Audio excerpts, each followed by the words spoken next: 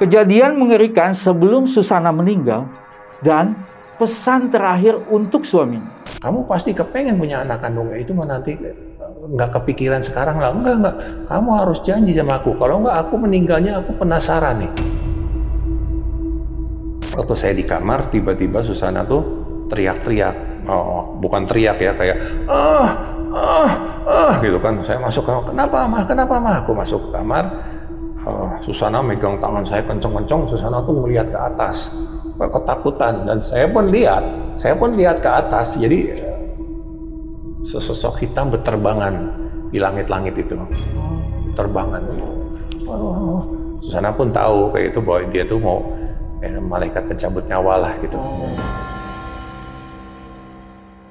Halo Sobat Buntu, Assalamualaikum. Balik lagi dengan saya, CEO Jalan Buntu. Nah, saya mau tanya nih, kalian ada yang pernah nonton film Susana nggak? Karena di video kali ini kita sudah kedatangan seorang narasumber, yaitu suaminya Susana, Cliff Sangra, yang akan bercerita tentang pengalaman mistisnya selama berumah tangga dengan Susana. Dan langsung aja kita gas kenalan. Bang Cliff, Siap. gimana kabar Bang? Puji Tuhan, sehat. Makasih juga udah diundang ke sini. Saya juga terima kasih nih udah mau hadir di Jalan Buntu. Siap, walaupun dengan hujan yang sangat dahsyat ya. Iya benar, tadi sampai kaget saya. Iya. Bang Cliff mau datang, tiba-tiba hujan gede. Iya. Apakah satu pertanda nih? Satu pertanda bahwa podcast ini meledak. Amin. Semoga ya. Amin, amin. Ini dari Magelang kapan nyampe? Dari Magelang kemarin, hari Senin. Oke. Iya. Bang Cliff, kita Ya. pesan minum dulu. Siap. Oke. Bang, Ada apa nih? nih kita selalu ada menu sajian Jalan Buntu. Mau minum apa? Ini teh susuk, janda kembang. Aduh, janganlah janda kembang. Kopi hitam nyipelet aja. Oke, saya teh ya. Iya. Oke, terima kasih. Bang Cliff, Ya, nih saya tuh dari dulu penasaran banget nih. saya. Langsung aja ya. Ya. Mohon maaf sebelumnya ya. Siap, santai aja. Santai aja. Sudah berapa lama sih? Berapa tahun berumah tangga sama Bunda Susana? 25 tahun. 25 tahun. Ya, dari tahun 83 sampai 2008. Wow, udah silver berarti ya? Ya, persis kita udah sebelum meninggal itu kita sempat merayakan pesta perak itu, kita merayakan beberapa bulan kemudian Bunda meninggal. Innalillahi. Bang, sama penasaran juga nih. Kejadian yang paling serem nih selama berumah tangga sama Bunda seperti apa?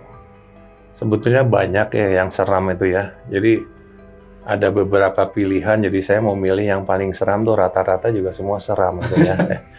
Tapi kalau yang pernah membuat saya sama Bunda istilah sampai melontarkan kata-kata yang saking kagetnya gitu ya. Jadi katakanlah kita berteriak gitu kan kayak spontan karena kaget itu kita bilang anjir gitu kan. Oh iya? Oh, sampai saking kagetnya. Jadi kita ada satu bukan ritual ya.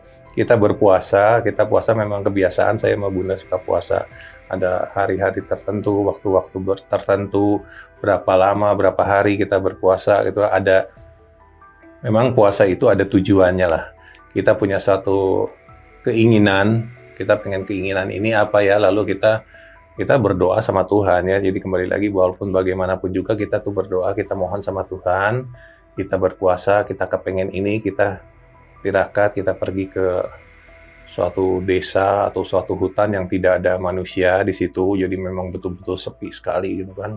Mungkin cuma ada pohon-pohon pinus, pohon-pohon bambu gitu, itu sangat sepi gitu.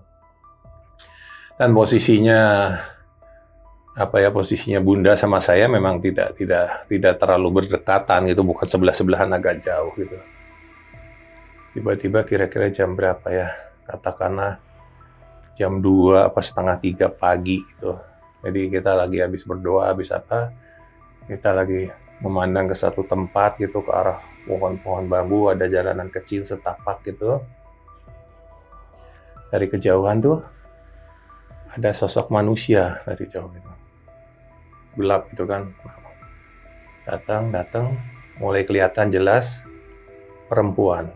Oh. Ya kan, perempuan Maaf ya, bukan saya mau menghina, sama sekali tidak. Perempuan itu dengan memakai pakaian dan rok itu yang minim. Jadi pada saat itu saya berpikiran, ini perempuan nakal baru pulang. Oh, oke. Kan? Perempuan nakal tengah malam gini, masa perempuan pakai baju tank top, pakai rok segini gitu kan. Pulang dia ketawa-ketawa, dia jalan, oh ini cewek nakal baru pulang nih kalau gitu kan. Dia ketawa-ketawa, dia senang banget gitu, cantik, putih gitu kan. Mulai mendekat ke arah saya, senyum, ngasih apa, suatu senyuman yang suka gitu sama saya.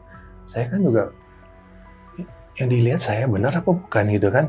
Saya lihat ke belakang, nggak ada orang, dan nggak mungkin, ini di tengah hutan. Di tengah hutan saya nggak mungkin ada orang, dan ini masa sih ini cewek mau ngapain, makin dekat ke saya gitu, makin dekat. Itu begitu jarak 1 meter, itu berubah. Anjir, saya teriak. Itu berubah tuh cewek, itu mukanya menyeramkan. Wow. 180 derajat tuh, yang tadi manusia, perempuan, dia berubah, mukanya sangat buruk. Ya, gue sampai merinding lagi nih ceritainnya. Wah, kaget saya sampai keluar kata-kata itu. Begitu saya teriak kaget itu, dia mundur, dia ayang ke belakang itu sambil ngetawain saya. Kayaknya kapok lu, gua kagetin gitu loh. Wah. Sampai mundur ke belakang itu, terus itu apa? Kayak jatuh berguguran daun-daun gitu, berguguran. Ya itu menurut cerita, katanya kalau ada daun-daun cerita apa berguguran seperti itu, tandanya apa yang kita doakan itu dikabulkan. Oh, okay. Seperti itu. Tapi ya ngagetin itu yang paling buat saya yang sangat menyeramkan, paling ngagetin itu. Oke. Ya. Oke. Habis ini kita lanjut lagi, Om. Siap. Penasaran banget nih kelanjutannya. Siap. Sambil nunggu minumnya datang. Oke. Nah, Sobat Buntu, buat kalian nih yang penasaran dengan cerita detailnya Bang Cliff sama Bunda Susana, pokoknya jangan kemana-mana, tetap di Jalan Buntu.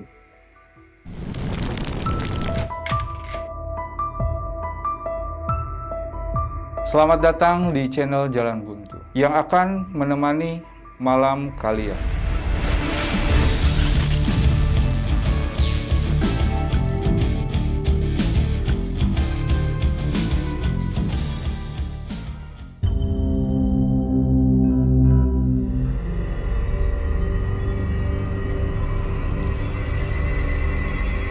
Bang, ini dia Bang. Siap. Pesanannya kopi hitam ya. Kopi nyipelet apa tadi ya? Yes, betul. Oh iya, siap. Silakan dicobain dulu. Iya, makasih. Saya minum ini nggak kepelet kan? Nah, pasti lebih kuat lah. Amin. Gimana, cukup? Bukan cukup, enak. Oh, iya. Alhamdulillah. Enak. Terima kasih. Ya. Bang Cliff, kita lanjut ya. Siap. Nih, saya penasaran awal mula pertemuan sama Bunda itu tuh kapan sih, Bang? Jadi kalau awal mulanya itu ketemu Bunda itu saya tahun 83 ya, waktu mau syuting film Sangkuriang. Tapi ada kejadian sebelum saya ketemu sama Bunda tahun 83 di film Sangkuriang itu. Saya waktu masih SMP kelas 3, itu saya diajak nonton di bioskop sama ibu saya. Saya lagi main layangan gitu. Ibu saya nanya, manggil saya, Cliff, temenin ya ibu kemana, nonton film apa, Sundel Bolong. Nggak mau, saya bilang itu. Wah, menyesal kamu kalau kamu nggak mau ikut. Kenapa? Pemain bintang filmnya cantik. Wah, siapa? Susana. Siapa Susana? Aku baru dengar namanya Susana. Wah, kamu makanya ikut nonton biar kamu tahu, pokoknya cantik sekali, kamu nggak menyesal. Dia bilang, nggak mau, saya bilang itu. Udah nanti tak kasih uang jajan, dia bilang itu kan. Kasih berapa? Zaman dulu tuh 100 rupiah, zaman dulu tuh. Oke. Banyak 100 rupiah dulu. Nggak mau, cuma 100, 200 mau. Oke, tak kasih 200, temenin ibu ya. Oke, akhirnya saya bergegas ke rumah, mandi, ganti baju, nganterin ibu saya ke bioskop. Udah beli karcis, duduk di balkon, zaman dulu masih ada balkon tuh ya, jadi yang di atas, jadi ada penonton di bawah, ada di atas, saya di atas sama ibu saya. Begitu filmnya itu Sundel Bolong itu tayang, keluarlah Susana itu di film itu. Begitu Susana keluar, itu dalam hati saya itu langsung ngomong sama Tuhan. Ya Tuhan, cantik banget nih perempuan. Kenapa harus jadi istrinya orang lain? Kenapa nggak jadi istriku saja? Mudah-mudahan dia belum ada yang punya, belum punya suami. Biarin aku jadi suaminya, biarin dia jadi milikku. Itu saya ngomong dalam hati sama Tuhan itu. Tolong Tuhan, jadikan dia milik saya, jadikan dia istri saya. Udah, ya spontan aja di situ.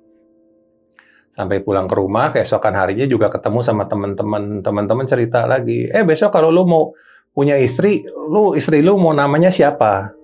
Saya bilang, aku kalau besok punya istri, mau istriku namanya Susi. Ceweknya harus Indo, hidungnya mancung, putih, rambutnya panjang. Ya, seperti itu pertama. Nah, saya loncat dulu ceritanya. Ternyata Susi itu adalah nama panggilan dari Susana. Oh, oke. Ya kan, Susana kan namanya Susana Martha Frederica van Os. Di rumah itu dipanggil Susi. S-U-Z-I-E, Susi. Nah, saya kan pernah bilang, saya pengen jadi punya istri yang namanya Susi. Dan Susana itu kan Indo, putih, hidungnya mancung, dan rambutnya panjang. Oh. Sampai ke pantat itu panjang. Itu memang idaman saya, gitu. Nah, tiba-tiba suatu hari, habis kejadian itu, saya pulang sekolah, saya naik motor kan, ada sutradara film lagi nyari pemain untuk film Lebak Membara, film perang. Dia lihat saya pulang sekolah naik motor, kebetulan dia naik mobil, nggak bisa ngejar saya naik motor kan, anak SMA kan cepat ngebut gitu kan, dia nggak bisa. Besoknya saya ditunggu, di tempat saya yang kemarin ketemu ditunggu naik motor. Begitu saya lewat, ikutin naik motor sampai ke rumah. Sampai ke rumah ditanya, Mas, ditunggu sama sutradara film dari Jakarta. Saya, iya, salah alamat. Mas, saya mau bukan bintang film, saya nggak bisa main film, saya nggak bisa acting. Enggak, Mas, tolong, Mas. Mas yang diminta, Mas kan yang pulang sekolah lewat situ kan. Iya, bukan, Mas, kakak saya. Bukan, Mas. Mas yang diminta. Tolong, Mas, daripada saya dimarahin, dok, tolong saya anterin ke rumah, nanti perkara benar apa tidak, yang penting Mas sudah ke sana. Oke deh, saya ganti baju dulu sebentar, saya bilang itu. Pakai gini aja Mas, pakai seragam aja, nggak apa-apa. Enggak pakai seragam sekolah nggak enak, saya bilang. Saya ganti baju aja, saya ganti baju sebentar, nggak sampai 2 menit, saya bilang saya ganti baju, berangkat ke rumah sana, ke rumah ketua parvinya di sana, gitu kan, ada ditunggu sutradara dari Jakarta. Ketemu saya, begitu saya lewat depan dari pintu, tinggi banget kamu. Sampai pintu aja, aku sen pintu mau nyundul. Dia bilang, tingginya berapa? 185. Wah, tinggi sekali. Kamu mau main film? Saya nggak bisa main film, makanya tadi orang datang ke situ nanya, ngajak saya mau main film. Gampang, yang penting kamu mau nanti saya ajarin. Oke ya, kalau kamu mau. Saya nggak mau. Akhirnya si ketua parvinya itu bilang sama saya, kamu main 2 film kan kamu udah begini. Maksudnya udah bisa beli mobil. Yeah. Saya kelas 2 SMA, kelas 2 SMA tuh baru 2 bulan kelas 2 SMA itu. Dibilangin mau punya mobil. Kepengen nggak? Iya dong. Nah, udah nggak mikirin mau bisa syuting, mau bisa nggak, wah gila 2 film bisa beli mobil. Kayak apa? Senangnya bisa beli mobil gitu kan. Wah, cewek-cewek nempel nih. Zaman dulu kan. Wah, asik juga nih. Oke lah, tapi kalau saya nanti aktingnya salah-salah, saya ajarin. Siap ya, jangan saya dimarahin ya. Iya. Tunggu ya, dalam waktu 2 minggu saya kasih panggilan ke kamu. Ke Jakarta mau kan? Boleh, saya bilang gitu. Tunggu panggilan 2 minggu lah, dia bilang itu. Oke, saya pulang. Jangankan nunggu 2 minggu, besok pagi saya ditelepon. Langsung besok paginya suruh berangkat ke Jakarta. Berangkat ke Jakarta, ketemu sama produsernya itu, dan itu juga segala macam tes lah. Saya lewatin segala macam tes, dari mulai kesabaran, IQ, bela diri, bisa naik motor, bisa naik mobil, itu dites semua zaman dulu. Setelah saya melewatin itu semua, akhirnya si produsernya bilang, kamu lulus 90%, tapi kamu tidak jadi main film Lebak Membara. Loh, kenapa? Ya, kamu lebih cocok main film Sangkuriang. Karena Sangkuriang ini kan legendanya Jawa Barat gitu kan.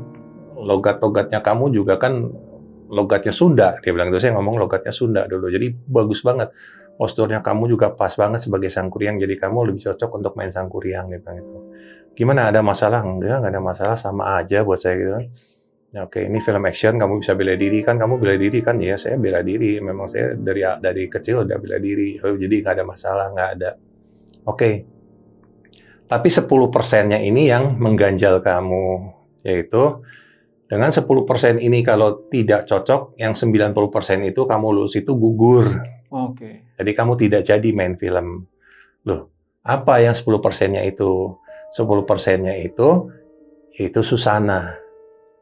Susana yang menentukan Susana mau nggak main film sama kamu.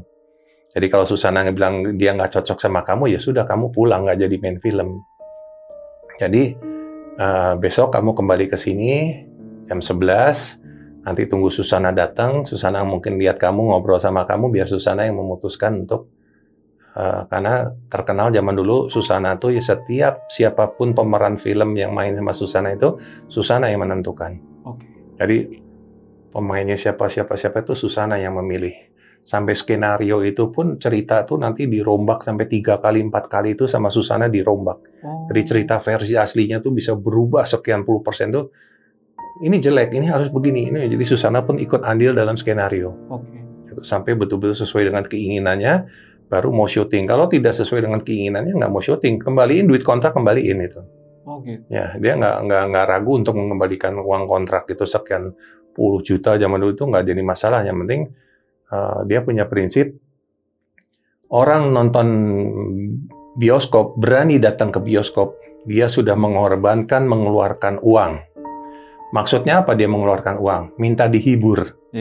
Jangan sudah dia nonton, udah ngeluarin duit, belum lagi buat rokok, buat jajan, buat minum, belum lagi dia kalau ngajak istrinya, ngajak anaknya, filmnya jelek, menyesal dia. Udah ngeluarin uang, menyesal. Aku mau orang datang ke bioskop, di karcis itu, dia nonton bahagia. Semua kesulitan hidupnya dia lupa. Bahagia lihat film itu, senang, bagus nih film. Lupa dia punya masalah hidup. Aku kepengennya seperti itu. Jadi makanya film-filmnya Susana kan selalu booming gitu kan. Jadi memang pilih-pilih lah gitu cerita tuh sampai bagus itu. Akhirnya Susana datang. Dari jauh tuh udah kedengeran tuh suaranya Susana.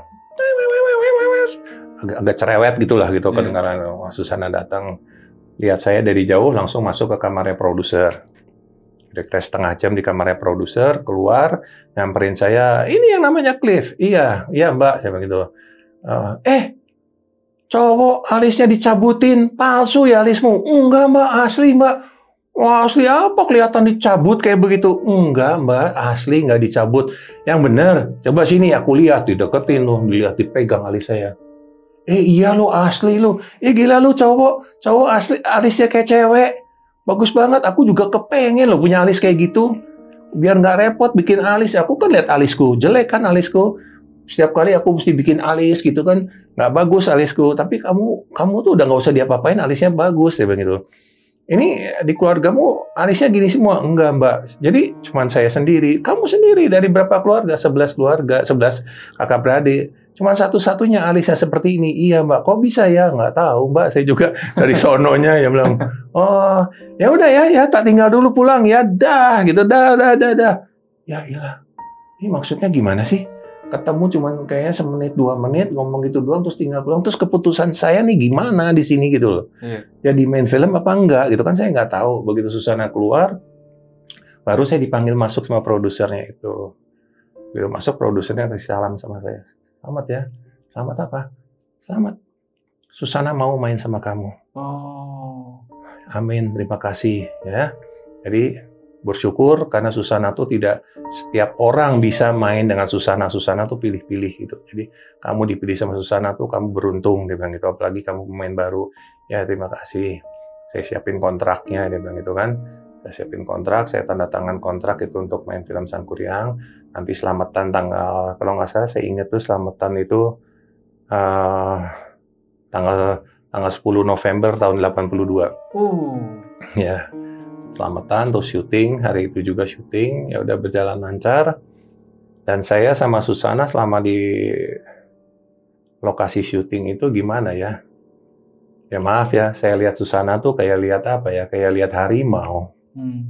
Karena omongan orang film itu Susana tuh angker, mistis, horor.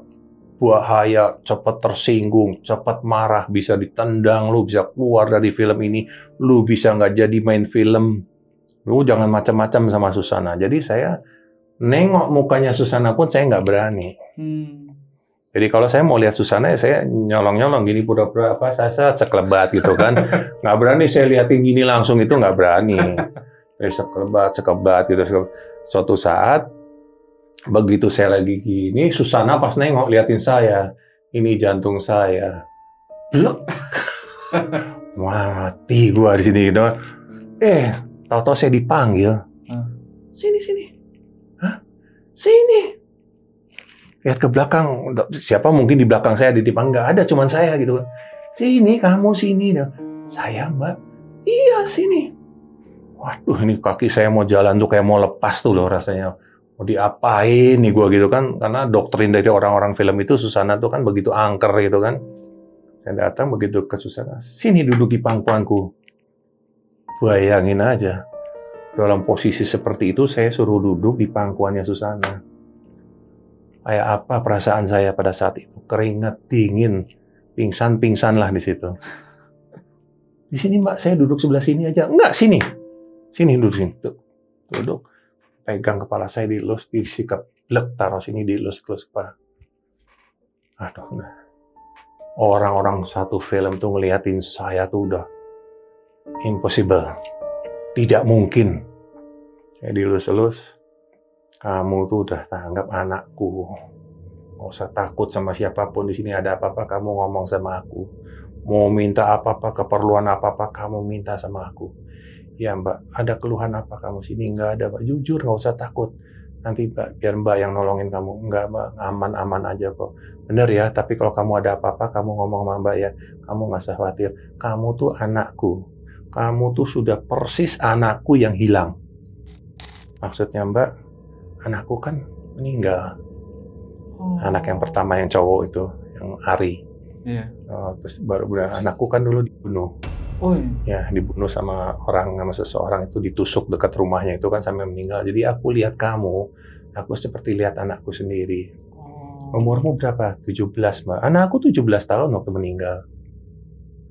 Jadi mungkin dia lihat saya udah seperti ganti anaknya itu gitu kan. Ya udah. Setelah itu saya kembali ke tempat lagi, syuting seperti biasa. Syuting itu kalau nggak salah 3 bulan atau 4 bulan, saya lupa ya. Itu masih tetap tegang, masih tetap takut. Di mana ada satu scene, itu sebetulnya scene awal atau gitu, pokoknya berapa scene lah gitu, ada adegan love scene, adegan percintaan, di mana adegan percintaan itu ada adegan ciuman, di skenario itu adegan ciuman. Jadi harus ciuman. Sutradaranya nggak mau bikin itu love scene itu di hari-hari awal itu, dia tidak mau. Dia mau bikin love scene-nya ini di hari terakhir syuting, supaya ada chemistry antara saya dengan Susana, tidak kaku. Jadi jangan nanti ciuman kelihatan mukanya takut, terdek, nggak mau. Dia mau saya tuh akrab sama Susana pada saat syuting adegan ciuman itu natural, itu kan benar-benar natural gitu. Jadi udah berjalan sekian waktu sampai akhirnya hari terakhir itu syuting adegan ciuman itu.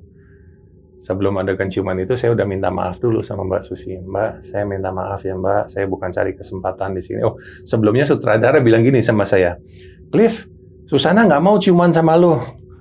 Nah, maksudnya ya Susana minta stand in. Gue juga minta stand in. Enak aja lo, ya Susana pakai stand in, gue juga pakai stand in. Gue nggak mau ciuman sama stand in. Enak aja, Susana boleh kok, gue nggak boleh. Sus, si Cliff minta adegan ciumannya sama kamu, gimana? Ketawa Susana. Ya nggak apa-apa, beneran Sus, iya beneran, nggak apa-apa. Oh ya udah Sus, bener ya, jangan. Iya udah, jadi ciuman sama si Cliff ya Sus. Iya, oke lah, naik ke itu karena syutingnya tuh di atas panggung itu. Naik ke atas panggung adegan ciuman itu. Lalu saya ngomong sama Mbak Susi, Mbak, saya minta maaf loh Mbak. Bukannya saya mau lancang atau mau coba-coba atau pokoknya tidak ada niat apapun. Saya hanya ingin melaksanakan adegan ini sesuai dengan skenario. Jadi kenapa saya juga minta adegan ciuman ini sama Mbak Susi, tapi saya tidak ada maksud licik sedikit pun nggak ada. Saya bilang, oh nggak apa-apa, santai aja. Aku di film-film juga ciuman sama bintang-bintang film yang lain juga sering. nggak ada masalah, dia bilang sama kamu, ini udah kesekian puluh kali aku ciuman, dia bilang gitu. Oke Mbak, tapi sekali lagi saya minta maaf. Ya udah nggak apa-apa, pokoknya kamu santai aja ya. Oke siap, sutradara bilang siap. Kamera, roll, action. Adegan ciuman itu. Ciuman zaman dulu tuh maaf ya, bukan kayak sekarang, ciuman biasa gitu. Kalau zaman dulu, film zaman dulu, ciuman tuh vulgar. Ya kan ya ciuman ya sambil main lidah juga gitu loh. Wah. Nah, itu sama film-film zaman dulu kan seperti itu. Sampai adegan itu berapa detik gitu, sutradara sudah bilang, "Cut. Cut. Woi, cut. Dok. Kita masih ciuman. Woi, sudah. Akhirnya pada teriak gitu kan, kru, cut. Ya, baru kita lepas gitu kan adegan ciuman itu. Lu kesempatan ya, adegan ciuman nggak mau lepas. Enggak, Pak Sis. Sutradaranya kan Sisworo gitu kan. Enggak, Pak Sis, aku nggak denger ada bilang cut-nya. Nggak denger apa? Susana belain saya. Iya, gue juga nggak denger ada adegan cut-nya, nggak ada. Makanya kita nggak lepas-lepas ciumannya. Wah, kita udah teriak-teriak, katanya cut, masih lanjut aja. Nanya sama kameramen, gimana Pak? Ada nggak gambarnya? Zaman dulu kan ada tuh, maksudnya dapat nggak nih adegan, pasti bagus nggak adegannya gitu. Ada nggak? Kameramennya kok kayaknya mau jawabnya antara ragu, ada, kayaknya ada. Susana dengar, daripada ragu satu kali lagi aja lah, take 2. Oh. Aduh. Alhamdulillah. Wah. Ini menggemparkan di sini. Adegan lagi yang kedua gitu kan. Kru tuh udah matanya tuh udah ngeliatin kita tuh udah. Istilahnya Susana belum pernah adegan ciuman seperti ini, gitu, belum pernah gitu. Baru di film ini lihat adegan ciuman seperti itu gitu kan. Oh. Take 2 ya kan, take kedua. Kamera, roll, action. Adegan ciuman lagi, ciuman lagi. Seperti tadi adegan ciuman itu kan. Kedua sutradara aja bilang cut, sampai megafon dibunyiin. Wih, sudah cut. Kita masih ciuman. Oh, pada sudah, brak, baru kita berhenti. Wah, paling lu ya, memang mencari-cari kesempatan, gitu kan? Kita diem aja, nggak berani ngomong apa-apa. Pokoknya kita sambil ketawa gitu kan. Ya udah, sutradaranya lagi ngomong apa sama kameramennya di bawah, tiba-tiba Mbak Susi ngomong sama saya. Gimana apa Mbak? Ya adegan apa Mbak? Adegan yang ciuman itu barusan gimana perasaannya kamu? Duh Mbak, saya nggak berani lah Mbak, kurang ajar saya kalau ngomong Mbak.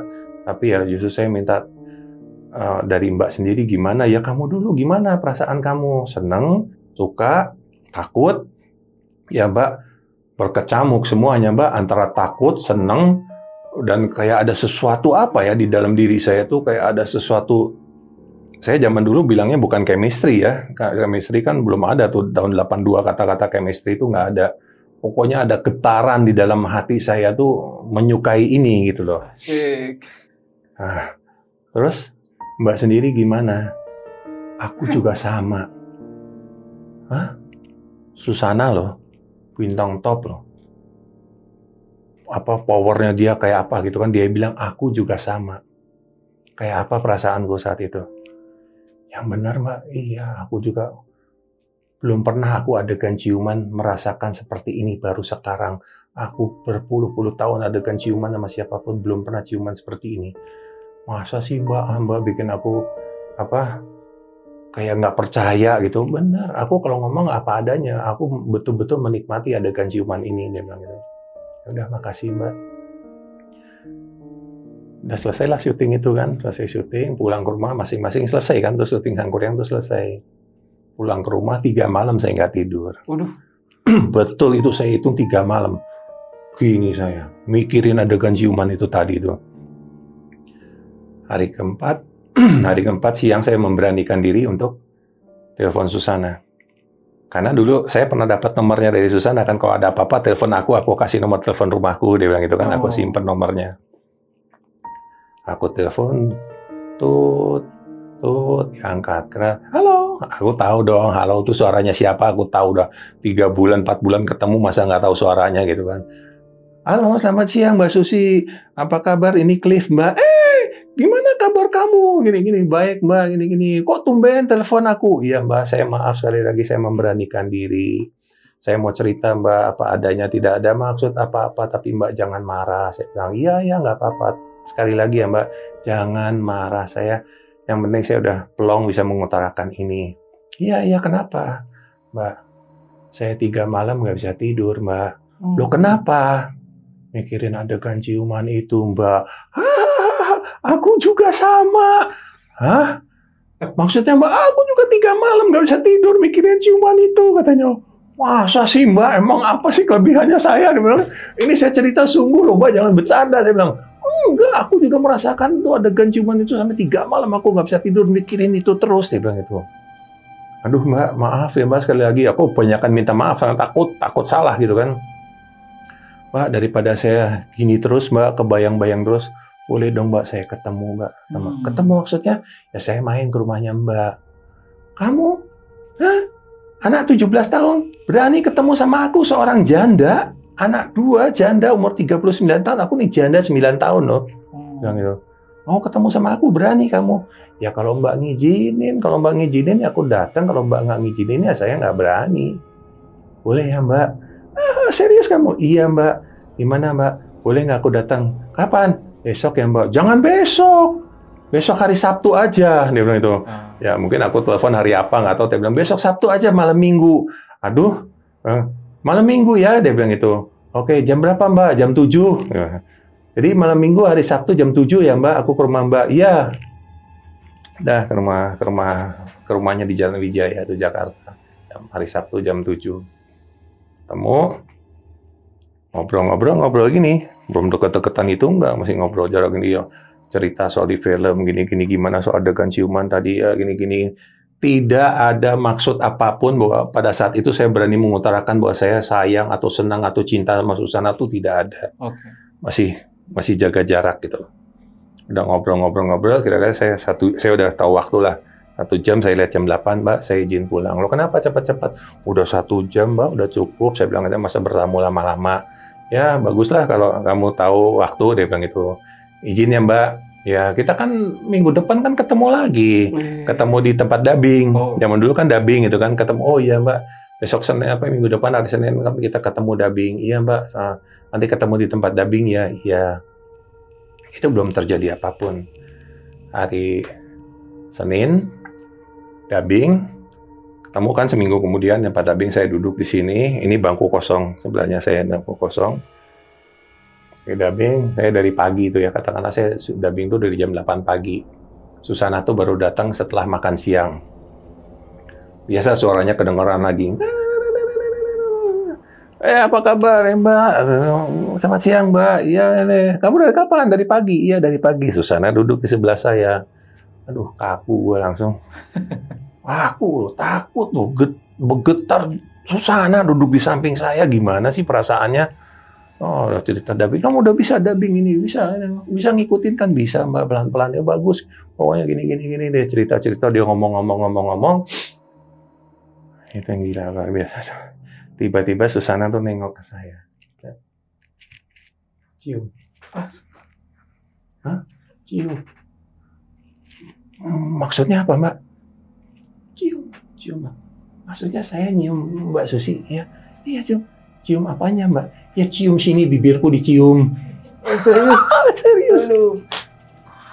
Waduh, dunia yang mau runtuh rasanya. Iya, saya juga nggak. Bener loh. Gila, Susana kayak gitu, gue 17 tahun, ya cium lah. Ciuman juga bukan cuman kecup gitu, ya ciuman kayak adegan di love scene tadi itu. Pakai itu juga? Iya. Aduh. Nengok lagi, ciuman lagi. Ada wartawan di belakang. Wartawan dari Buana apa tuh. Lihat, tapi nggak sempat foto. Dan Susana juga bilang, jangan foto loh. Gua nggak mau sama di foto. Ya Mbak, tapi beritanya boleh masuk Mbak. Nggak apa-apa lu tulis beritanya, tapi jangan fotonya, dia bilang gitu. Besoknya tuh di koran tuh satu Jakarta tuh headline semua tuh.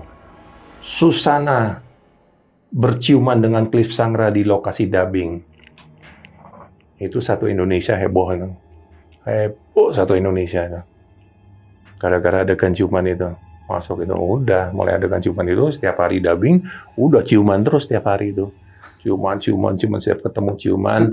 Ya sama dubbing kan 1 minggu itu kan. Nah, setelah dubbing selesai, gimana nih kelanjutannya? Akhirnya aku bilang, besok malam minggu boleh main lagi Mbak ke rumah. Ya boleh. Nah itu mulailah pendekatan itu sampai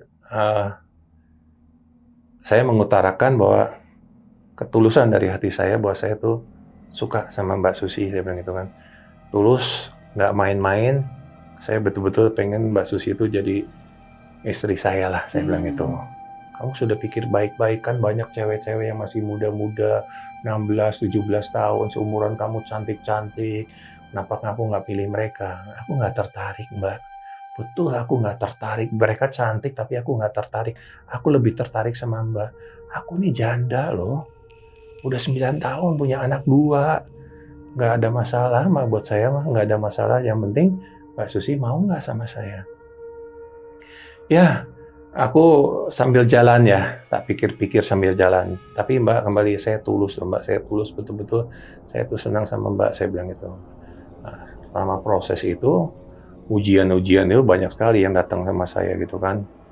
Surat kaleng, telepon masuk, ngata-ngatain saya, jelek-jelekin keluarga saya, apa segala macam. Dari profesor, dari UGM, saya ahli psikologi, jangan nikah sama Cliff. Cliff itu anak ingusan, kamu 2 tahun, 3 tahun, Cliff hanya memanfaatkan dirimu saja, memanfaatkan apa segala macam, saya dijelek-jelekin. Di sana nunjukin suratnya ke saya. Saya bilang, Mbak, kita tuh dipertemukan sama Tuhan bukan suatu kebetulan loh. Kita bisa main film, bisa ketemu ini bukan suatu kebetulan. Ngapain sih Mbak ngurusin kayak gini? Mereka tidak tahu siapa kita, terutama siapa saya, niat tulus dalam hati saya itu mereka tidak tahu. Mereka boleh jelek-jelekin saya. Mungkin malah mereka tuh senang sama Mbak. Begitu tahu saya suka sama Mbak, mereka keberatan. Jadi udahlah Mbak, yang mau menjalani ini kita saja yang menjalani biar kita bahagia, nggak usah urusin mereka. Ya, akhirnya Susana mengiyakan gitu kan, tapi tetap saya tidak tahu. Setelah saya nikah baru Susana buka suara. Saya tuh setiap hari diikutin. Jadi Susana tuh bayar orang, ngikutin saya kemana saja. Saya ngapain saja, saya ketemu sama siapa.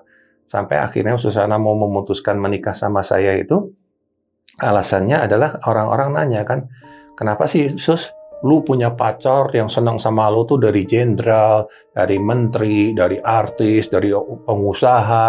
Kalau lu nggak pernah kasih hati sama mereka. Jawabannya Susana, aku nggak pernah mau merebut suami orang. Aku nggak suka.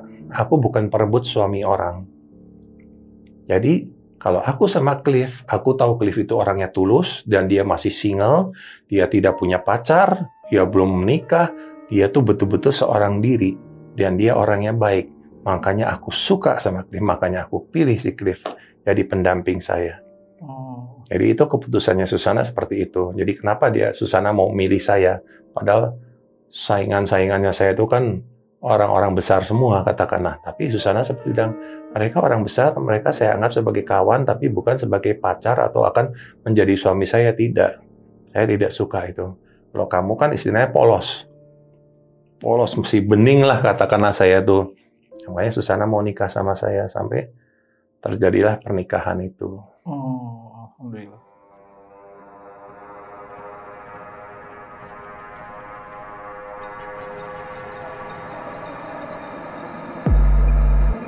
Setelah menikah, saya kan belum tahu kebiasaannya Susana seperti apa. Lama-lama, dari hari ke hari, bulan ke bulan, tahun ke tahun, Susana melakukan hal ini, saya lihat, hal itu saya lihat, hal ini saya lihat. Nanti saya tanya, Mbak kenapa? Shh, jangan banyak tanya. Kamu lihat sendiri, nanti kamu tahu sendiri. Pokoknya kamu lihat aja yang aku kerjain, besok-besok mungkin kamu yang tak suruh ngerjain. Kamu lihat aja seperti itu. Ya akhirnya dengan ritual A, B, dan C seperti itu, nanti katakanlah pergi ke Parangtritis, ke Parangkusumo, berdoa di sini, berdialog dengan Kanjeng Ratu Pantai Selatan, seperti itu ya kan. Dalam doanya seperti itu ya, saya nganterin semua. Saya nganterin lama-lama, jadi saya tahu ritual-ritual Susana itu dari kebiasaannya Susana. Mesti menyiapkan apa kembang di rumah seperti apa, nanti ada macam-macam lah, ada kopi, teh, air putih apa segala macam, nanti ada ada peninggalan dari neneknya gitu kan, keris gitu kan, ini setiap malam satu suruh harus dimandikan, itu semua saya diajarin gitu awal-awalnya. Nah, lama-lama Susana juga bilang, kapan kamu mau mulai puasa gitu kan, nanti mulai puasa dari yang paling ringan dulu aja, puasa ngapit, dia bilang gitu. Ngapit itu kita ngejepit hari lahirnya kita. Seumpamanya hari lahirnya kita hari Kamis semuanya gitu ya. Nanti kita puasanya itu Rabu, Kamis, Jumat. Diapit kalau orang Jawa bilang gitu. Kalau kita lahirnya hari Selasa, berarti Senin, Selasa, Rabu puasanya gitu. Dari awal seperti itu. Nanti baru puasa mutih. Ada dari mutih 3 hari, mutih 5 hari, mutih 7 hari, gitu kan. Nanti ada ngerowot. Ngerowot itu hanya makan sayuran. Sekuatnya kamu sampai kapan? Susana tuh ngerowot sampai 3 tahun. Ya, jadi makan sayuran tuh selama 3 tahun tidak makan apapun, hanya sayuran itu saja. Selama 3 tahun itu. Nah, banyak adegan-adegan ritual-ritual seperti itu. Lama-lama Susana tinggal bilang sama saya, "Pak, aku mau ke Parangtritis, disiapin semuanya." Ya, aku udah tahu. Karena udah sering lihat gitu kan. Nanti aku siapin ini, tinggal berangkat ke Parangtritis. "Pak, aku mau ke Pelabuhan Ratu." Nanti berangkat ke Pelabuhan Ratu, harus apa? "Pak, aku pengen ke Jumprit." Nanti ke Jumprit itu ada sendang apa gitu, sama tempat petilasannya, ahli nujumnya Kerajaan Majapahit. Pergi ke sana seperti apa. Jadi ritual-ritual itu dari kebiasaannya Susana yang saya lihat gitu loh. Tapi saya tidak pernah tanya kenapa begini, kenapa begitu. Akhirnya saya menemukan jawaban itu sendiri. Itu seperti apa. Besok ada kontrak mau syuting film gitu kan. Katakanlah mau syuting film A. Itu saya sudah tahu. Begitu itu tanda tangan kontrak, dari awal tanda tangan kontrak sampai itu film selesai jadi, itu syarat yang paling utama adalah tidak boleh bersetubuh. Film itu mau 3 bulan, mau 4 bulan, kita biarpun pengantin baru, nggak boleh bersetubuh. Nggak boleh, harus bersih, jiwa raga kita harus bersih. Nanti kita harus berendam, menyucikan diri, berpuasa, untuk supaya suksesnya filmnya itu. Dan memang akhirnya film-filmnya Susana kan booming semua ya kan, box office semua gitu. Ya karena kita menjaga itu semua, kita menjaga, dan buat saya pun nggak ada masalah gitu kan. Kita ke lokasi-lokasi yang sakral, kita juga biarpun kita suami istri ya kita nggak berani bersetubuh di sana gitu. Tetap kita menjaga itu. Itu hal-hal yang tirakat-tirakat yang dilakukan gitu kan. Nanti berendam di muara gitu kan, 1 malam apa gitu. Ya kita lakukan semua. Itu tujuannya adalah untuk apa? Untuk supaya film itu sukses, laris, dan supaya Susana itu kenapa kamu melakukan ini? Katakanlah Susana main sebagai Ratu Pantai Selatan. Jadi nanti kalau di bioskop orang lihat Susana itu bukan Susana yang dilihat. Orang lihat Ratu Pantai Selatan. Itu Ratu Pantai Selatan, bukan Susana. Susana main Sundal Bolong, lihat film Sundal Bolong. Apakah kalian berpikir bahwa itu Susana? Coba lihat filmnya Sundal Bolong. Yang kalian lihat itu kan apa? Sundal Bolong, bukan Susana. Tidak ada terpikir, oh itu Susana yang main, bukan. Coba nonton yang benar. Sundal Bolong kayak gitu. Tidak ada terlintas bahwa itu Susana. Itu tujuannya seperti itu. Dan ini bukan mistik apa gitu. Kita berdoa sama Tuhan, kita berpuasa, kita melakukan tirakat-tirakat itu juga ada ada bisikan-bisikan, yang kita harus melakukan. Kamu puasa ini ya, besok kamu gini-gini, itu ada bisikan dalam diri kita. Selesai ini, besok kamu lanjut ini ya, seperti itu.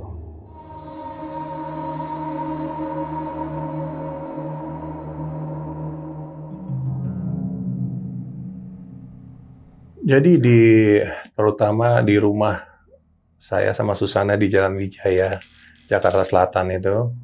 Jadi saya lagi duduk di ruang tamu gitu ya, lagi diem gitu. Tiba-tiba Susana datang gitu. Ngelewatin saya, kok nggak nengok ke saya, nggak basa-basi sama saya, langsung naik ke tangga karena kamar kita di atas gitu ya. naik ke tangga, saya ikutin. Oh, mah, saya udah manggil mah dulu, udah manggil mama itu. Mah, kok diem aja? Naik ke tangga, saya ikutin naik ke tangga. Masuk ke dalam kamar, kamar ditutup. Kamar ditutup, horden ditutup. Marah. Kenapa nih kok Susana marah? Salah saya apa? Saya nggak melakukan apa-apa, kok tiba-tiba marah seperti itu. Saya buka pintunya, pelan-pelan saya buka hordennya. Kenapa? Kok pintu ditutup, horden marah kenapa? Ini Susana nggak ada. Oh, nggak ada. Saya cari ke bawah, Susana lagi di dapur. Dan bukan cuma itu saja. Begitu juga seringnya naik tangga. Naik tangga masuk ke kamar mandi. Masuk ke kamar mandi, masuk ke kamar. Ngapain ke kamar mandi jam segini? Saya masuk ke kamar mandi. Kosong kamar mandinya. Saya lihat Susana masuk ke kamar mandi itu saya lihat gitu. Naik lagi dari tangga, masuk ke kamar pakaian, tutup kamar pakaian. Saya kejar, saya buka kamar pakaian, nggak ada di kamar pakaian. Nanti tengah malam jam 1:30, jam 2 saya ditelepon, sebelah rumah itu kan kelurahan, ditelepon sama Hansip. Pak Cliff, itu Ibu Susana ngapain jam segini di luar? Duduk di batu. Hah? Mana? Itu, Pak. Saya barusan ngomong sama Bu Susana. Susana tuh lagi di batu, di luar tuh di belakang rumah, di pintu belakang. Tapi saya ajak ngomong Susananya diam saja. Oh, ya udah, saya bilang itu. Karena saya tahu Susana tuh lagi di tempat tidur di samping saya. Ya udah, nanti biar saya itu ajak masuk Susana supaya si Hansipnya juga nggak ketakutan gitu loh. Jadi banyak juga Hansip, tetangga yang sering lihat Susana di luar. Di luar halaman, padahal Susana ya ada di situ. Nanti ada adegan di dalam rumah, lihat Susana lagi jalan-jalan di dalam rumah keluarga gitu kan. Loh, Susana tuh kan lagi ke luar negeri, lagi pergi ke Singapura. Kok itu siapa? Jalan-jalan di dalam rumah Susana. Dan yang paling angker itu yaitu yang di tangga yang mau menuju ke kamar itu yang paling sering kejadian itu. Yang di dalam rumah wujudnya Susana sendiri itu. Jadi pernah suatu malam juga, ya rata-rata sekitar jam 1:30, jam 2 pagi itu kejadiannya. Itu Susana kebetulan lagi tidur di kasur, saya turun ke bawah ke karpet. Karena lagi istilahnya lagi gerah lah gitu, lagi panas gitu, saya tidur di bawah di karpet. Tiba-tiba ada sesosok dari jendela itu loncat masuk ke dalam kamar. Itu pakai baju merah-merah gitu, celananya segini, sedengkul, di bawah dengkul itu, pakai ikat kepala itu, kayak model ini loh, Muay Thai. Muay Thai tahu ya? Yeah. Silat Muay Thai, Thai boxing seperti itu, bentuknya seperti itu. Itu dia loncat ke kamar, saya digebukin di situ, berantem sama saya. Berantem, gelut sama-sama, guling-gulingan di situ, dan Susana diam aja, tidak tahu, tidak dengar. Sampai terakhir berhasil saya lempar keluar jendela itu. Karena saya kenapa bisa mengalahkan dia? Karena saya kan juga belajar ilmu-ilmu. Dengan seiring waktu itu kan saya belajar ilmu, segala macam ilmu tuh saya belajar. Ilmu kanuragan lah orang bilang itu. Ilmu kanuragan, kewibawaan, dan lain tek-tek bengek itu. Saya belajar semualah ilmu-ilmu kayak gitu dengan banyak guru-guru. Spiritual saya juga banyak itu. Jadi saya banyak belajar soal itu. Dari kekebalan apa tuh saya belajar semua itu. Nah, sampai saya bisa mengalahkan ini, dan setelah saya telaah ini siapa gitu. Kiriman santet. Jadi orang mau menyantet itu ke situ, masuk itu, tapi ketemu sama saya, terjadi perkelahian sama saya. Dan di atas rumah itu sering kita dengar, yaitu seperti bunyi ledakan itu. Betul ya. Di atas genteng. Wah, tuh kiriman santet nih. Jadi itu orang tuh yang mau menyantet kita tuh nggak ada habisnya itu. Saya nggak tahu mereka kebenciannya sama Susana atau sama saya. Ya saya yakin pasti sama saya. Kenapa kok Cliff yang jadi sama Susana gitu. Jadi mereka mengirim santet seperti itu gitu. Dan Saya tidak sombong, tidak menantang. Zaman dulu saya yakin saya punya Tuhan, tidak ada suatu kuasa gelap apapun yang bisa ngalahin kita. Itu ada kejadian juga yang saya ingat, di rumah saya tuh, di belakang rumah itu dulu ada, sini ada pohon mangga, ini ada pohon nangka. Kan dari pohon nangka sama mangga itu ada jarak kira-kira 5 meter lah gitu. Saya lagi lihat ke atas gitu, tiba-tiba dari pohon mangga itu ada yang loncat ke pohon nangka itu. Sosoknya besar sekali, sebesar manusia, lebih besar lah 1,5 kalinya manusia itu. Ada sayapnya, hidungnya mancung, panjang itu. Dia loncat dari pohon mangga ke pohon nangka itu, blek, kata pohon nangka tuh sampai goyang itu, jadi loncat. Kalau menurut orang Jawa tuh namanya eblek. Eblek itu seperti gendruwo tapi bersayap. Bisa terbang, hidungnya mancung.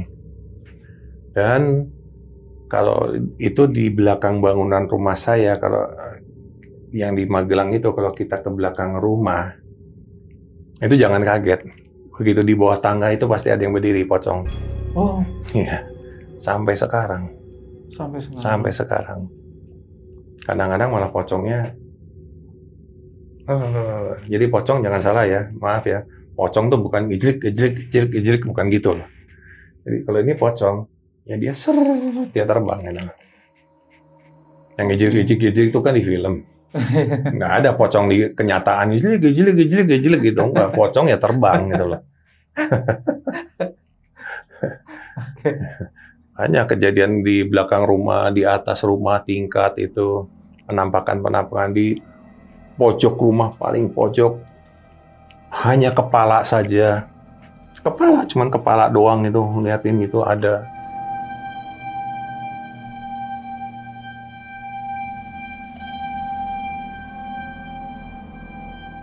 Kalau kita ada suatu keinginan, ya, supaya keinginan terwujud itu, kita kan tidak bisa hanya berdoa saja.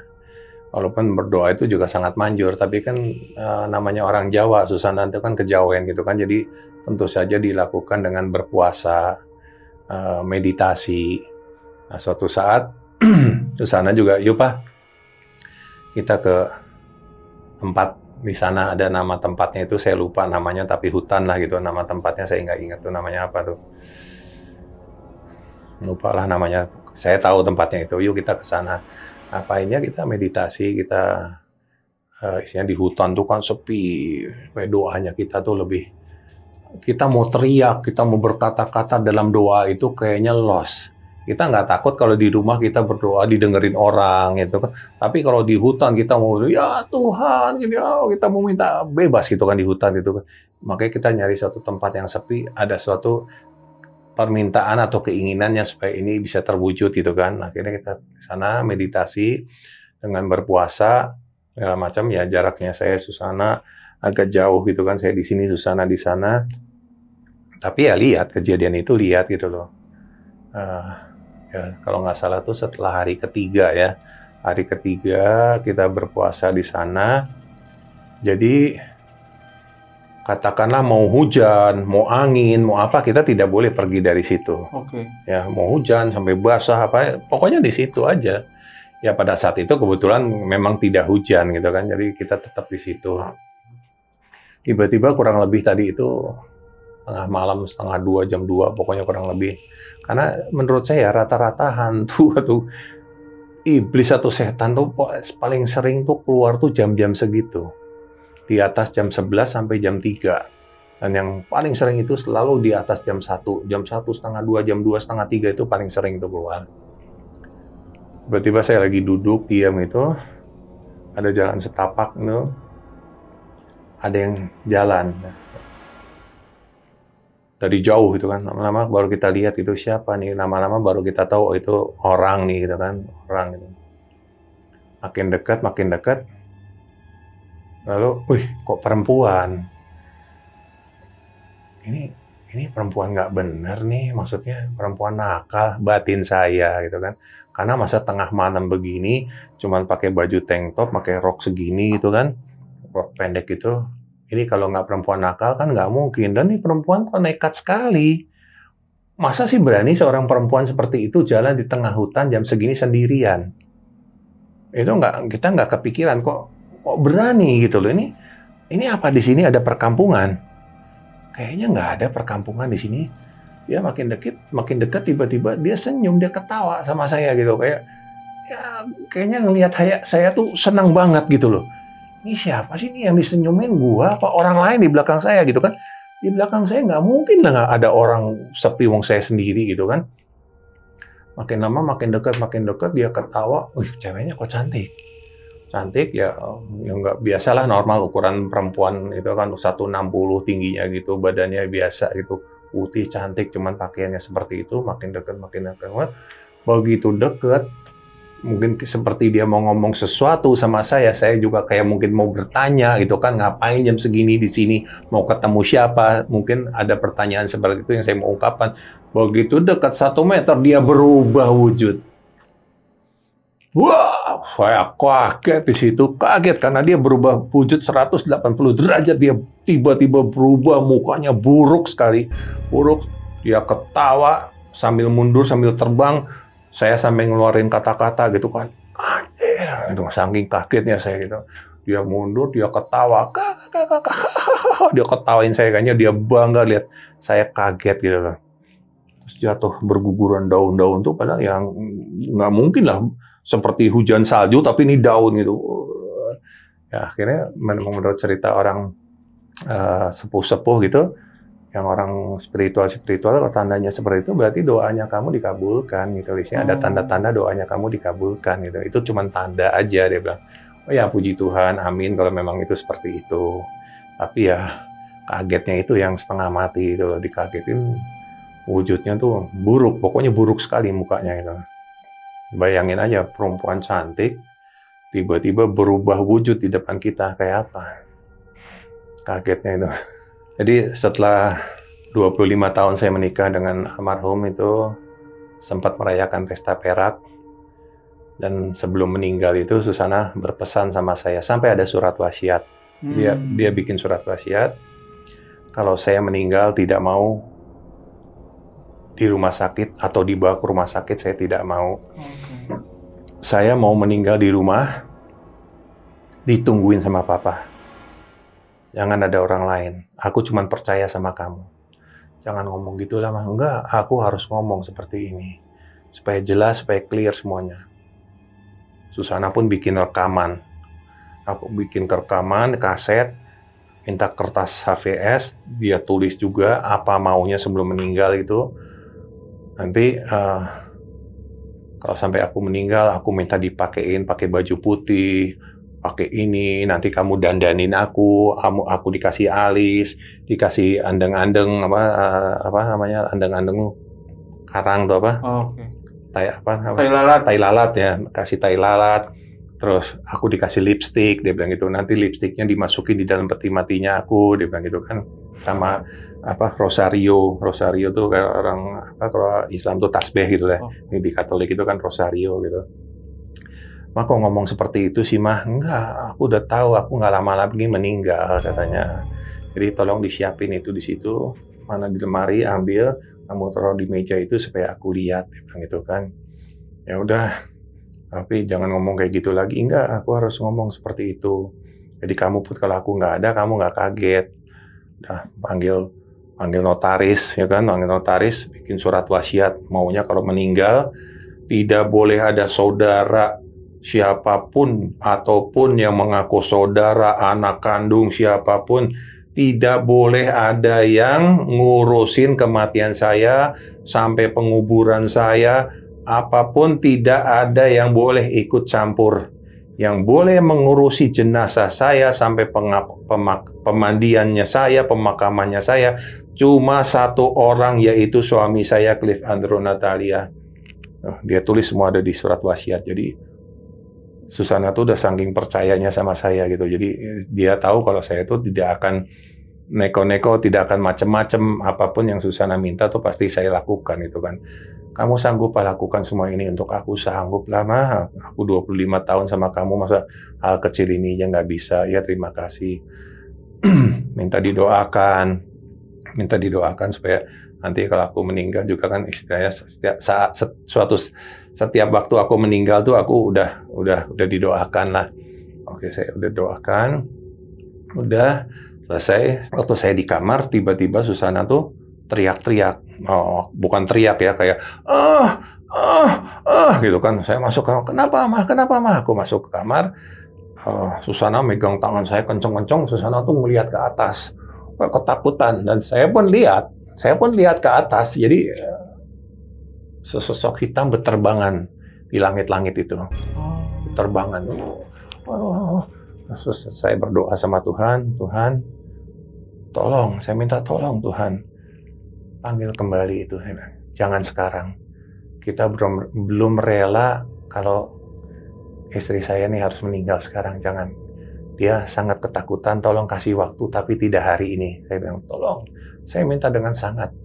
Akhirnya setelah saya berdoa itu, hilang, pergi itu. Yang lari-lari, terbang-terbang di atas tuh pergi gitu. Pergi, dan Susana mulai, kayaknya terus diam, kayak tenang. Udah pergi kok. Enggak hari ini, saya bilang gitu. Susana pun tahu kayak itu bahwa dia tuh mau malaikat pencabut nyawa lah gitu. Seperti itu. Enggak hari ini aku udah doa kok. Udah pergi kok. Enggak kembali sekarang enggak. Udah tenang aja. Udah tidur aja dulu, aku bilang gitu kan.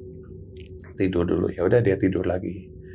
Dan beberapa hari sebelum meninggal, yang paling di luar nalar juga, itu di dalam rumah, saya tuh berapa tahun di dalam rumah situ, belum pernah lihat ada ular.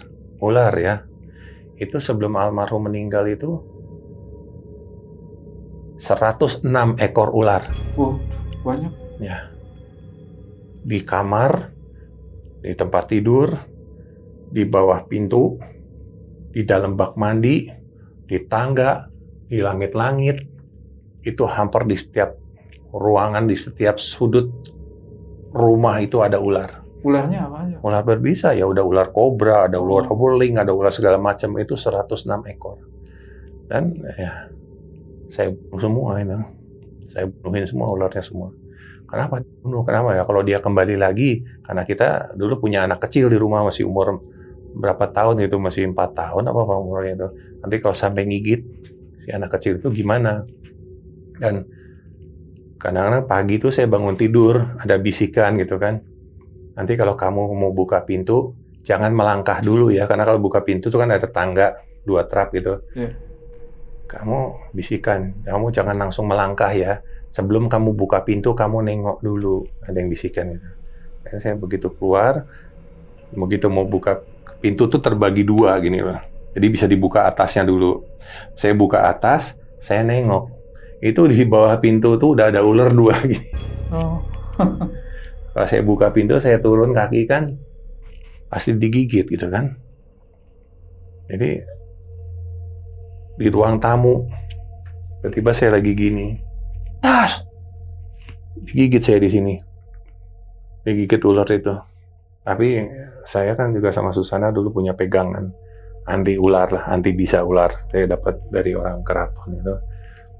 Jadi hanya dengan doa, dengan rapalan yang dikasih, ada apapun media yang ada di situ yang harus kita ambil, ada daun, ada pasir, ada abu.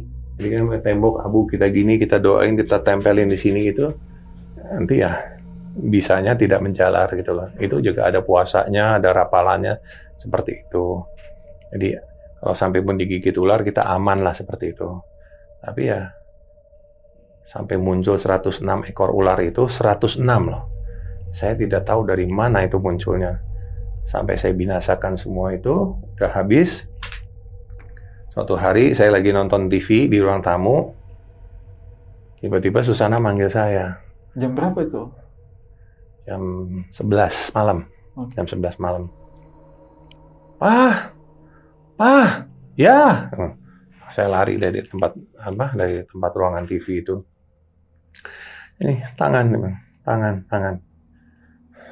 Peluk, saya pegang gitu lah, saya pegang gitu kan. Ya pegang tangan saya dipegang erat gitu.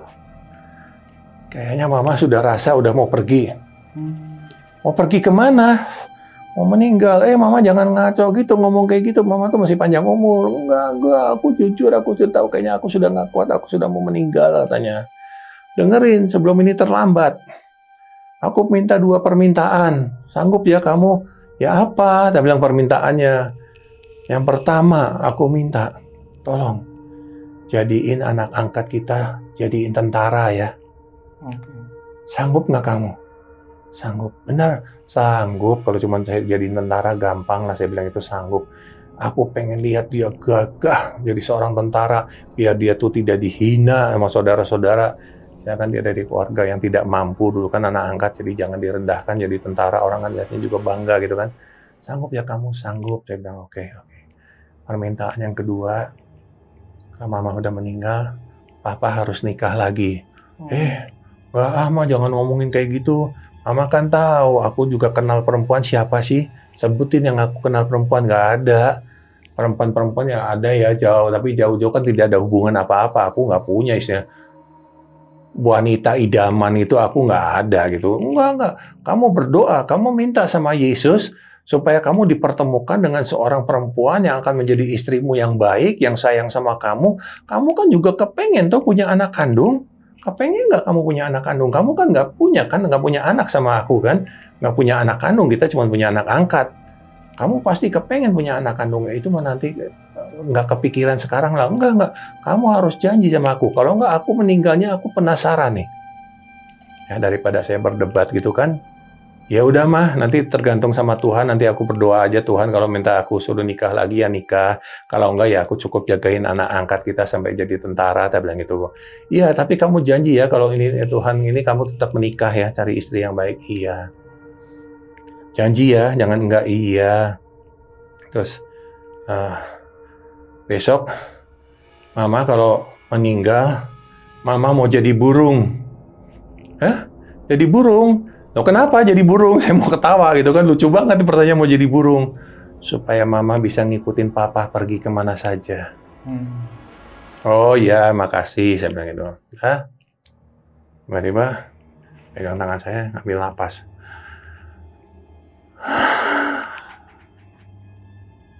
Saya pikir udah berhenti nih napas. Tiba-tiba ngambil napas lagi.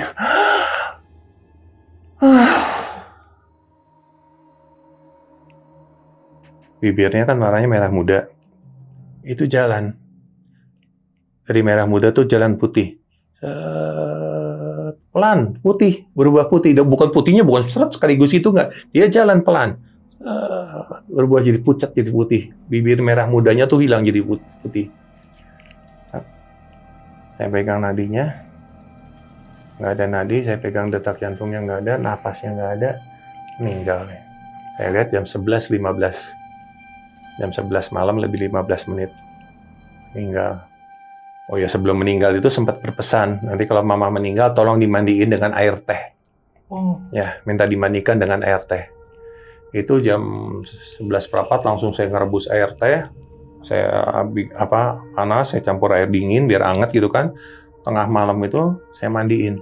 Jadi saya mandiin ya, maaf ya. Buka baju semua saya mandiin. Dari rambut sampai ujung kaki itu saya mandiin. Bayangin 11:30 malam sendiri menghadapi sesosok yang meninggal dunia sendiri saya mandiin. Saya mandi bersih selesai, saya handukin. Saya kasih pakaian, saya pakai agak sulit pakaiannya saya masukin karena orang udah meninggal nggak bergerak pun ya. Maaf ya kalau ada sakit apa ya maafin karena susah nih berat dong kan istilahnya orang meninggal kan udah tidak lentur gitu kan jadi udah susah apalagi makain baju, masukin jari-jari tangan, masukin sarung tangan tuh kan cukup memakan waktu gitu loh. Udah selesai sesuai dengan pesannya almarhum, saya make upin. Ambil make up-nya, saya bedakin. Bedakin semua sampai leher, saya bedakin. Saya kasih tai lalatnya, saya kasih maskara gitu kan, ditutup biar kelihatan dengan ciri khasnya Susana itu kan tai lalatnya satu gitu kan di tengah itu. Terus nanti alisnya saya kasih pensil alis, saya bentuk alisnya gitu. Istilahnya ngerias mayat lah. Tengah malam itu. Saya kasih lipstik. Nah, saya taruh rosario di tangannya. Saya kasih lipstiknya, Nah, sampai besok paginya dimakamkan, dan sesuai dengan wasiatnya Susana itu kan.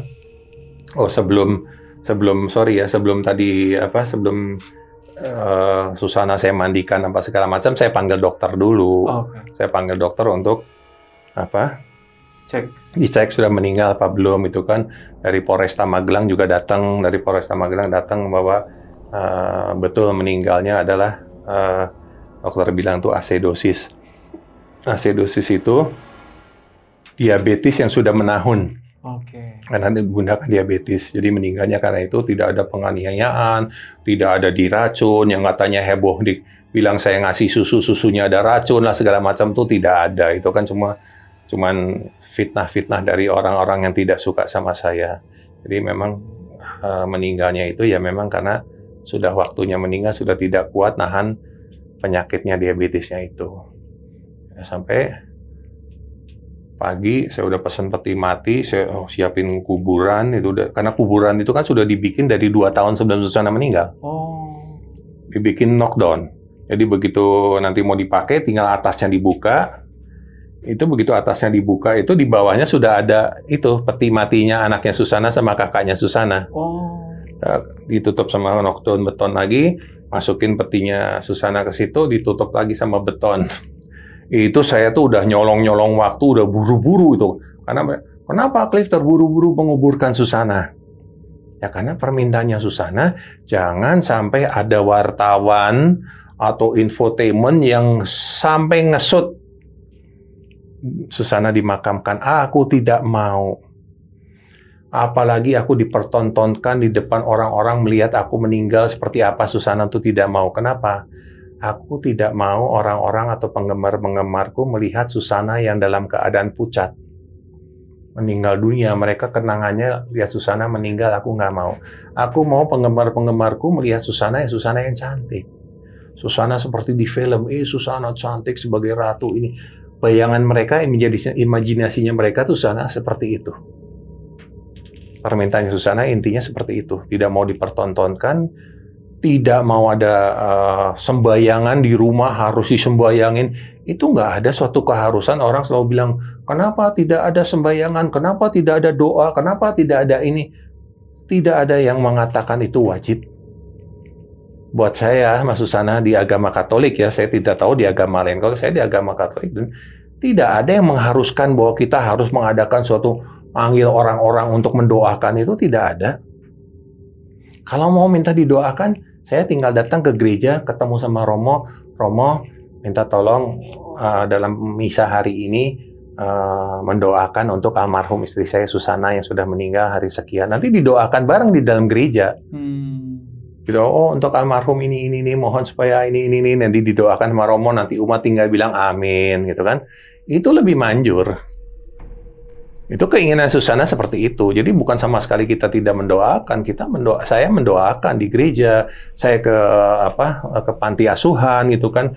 Panti asuhan kita kasih maaf ya, kita kasih makanan buat mereka. Cuman yuk kita doa bareng-bareng, apa? Minta doain supaya almarhum istri saya Susana tuh meninggal dalam keadaan ini supaya bisa kembali diterima sama Tuhan. Kita doa itu. Jadi bukan mereka hanya berpikir doa itu harus di rumah. Sembayangan di dalam rumah, di rumah orang yang meninggal, manggil warga. Tidak seperti itu. Menurut saya, doa itu bisa di mana saja. Tuhan itu kan, kita di mana saja Tuhan itu kan mendengarkan. Jadi tidak harus di rumah itu. Jadi maka orang yang sering ngomongin, kenapa tidak ada doa, kenapa? Siapa yang bilang tidak ada doa? Ada doa, tapi tidak di rumah memang. Karena juga permintaannya Susana sendiri, tidak mau disembayangkan, ada orang-orang datang ke dalam rumah, aku nggak mau. Ya, ada di wasiatnya, ada itu. Saya buka kan wasiatnya, akhirnya setelah 10 tahun Susana meninggal tuh wasiat baru saya buka. Orang bilang, kenapa dulu Mas Cliff kan janji, katanya setelah Susana meninggal 40 hari, wasiatnya mau dibuka, kenapa sampai 10 tahun baru dibuka? Tolong tunjukkan kata-kata saya yang mengatakan kalau saya berjanji akan membuka surat wasiat itu pada saat Susana meninggal setelah 40 hari. Kapan saya ngomong itu? Di mana rekamannya saya mau dengar? Tidak pernah saya ngomong. Susana meninggal 40 hari, saya buka ya surat wasiatnya. Tidak pernah saya ngomong seperti itu. Malah wartawan yang nanya sama saya, Mas Cliff, apakah nanti setelah 40 hari surat wasiatnya Susana akan dibuka? Nggak saya jawab. Nggak tahu.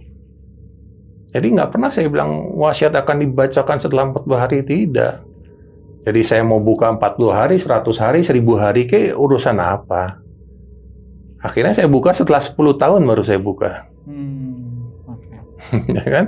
Orang boleh ngomongin jelek saya, segala macam ABC jelek soal saya dituduh ini, dituduh itu. Begitu dengan surat wasiat itu saya bacakan, mereka tutup mulut semua. Orang mau bilang surat wasiat kok palsu. Lu tahu palsu dari mana? Surat wasiat itu kan tulisan tangannya Susana, bukan diketik. Ya iyalah. Ngomong sama orang kayak gitu mah capek.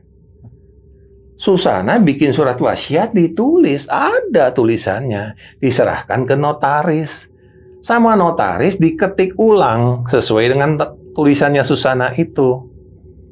Ya kan? Tanda tangan notaris, jebret pejabat negara ini ya.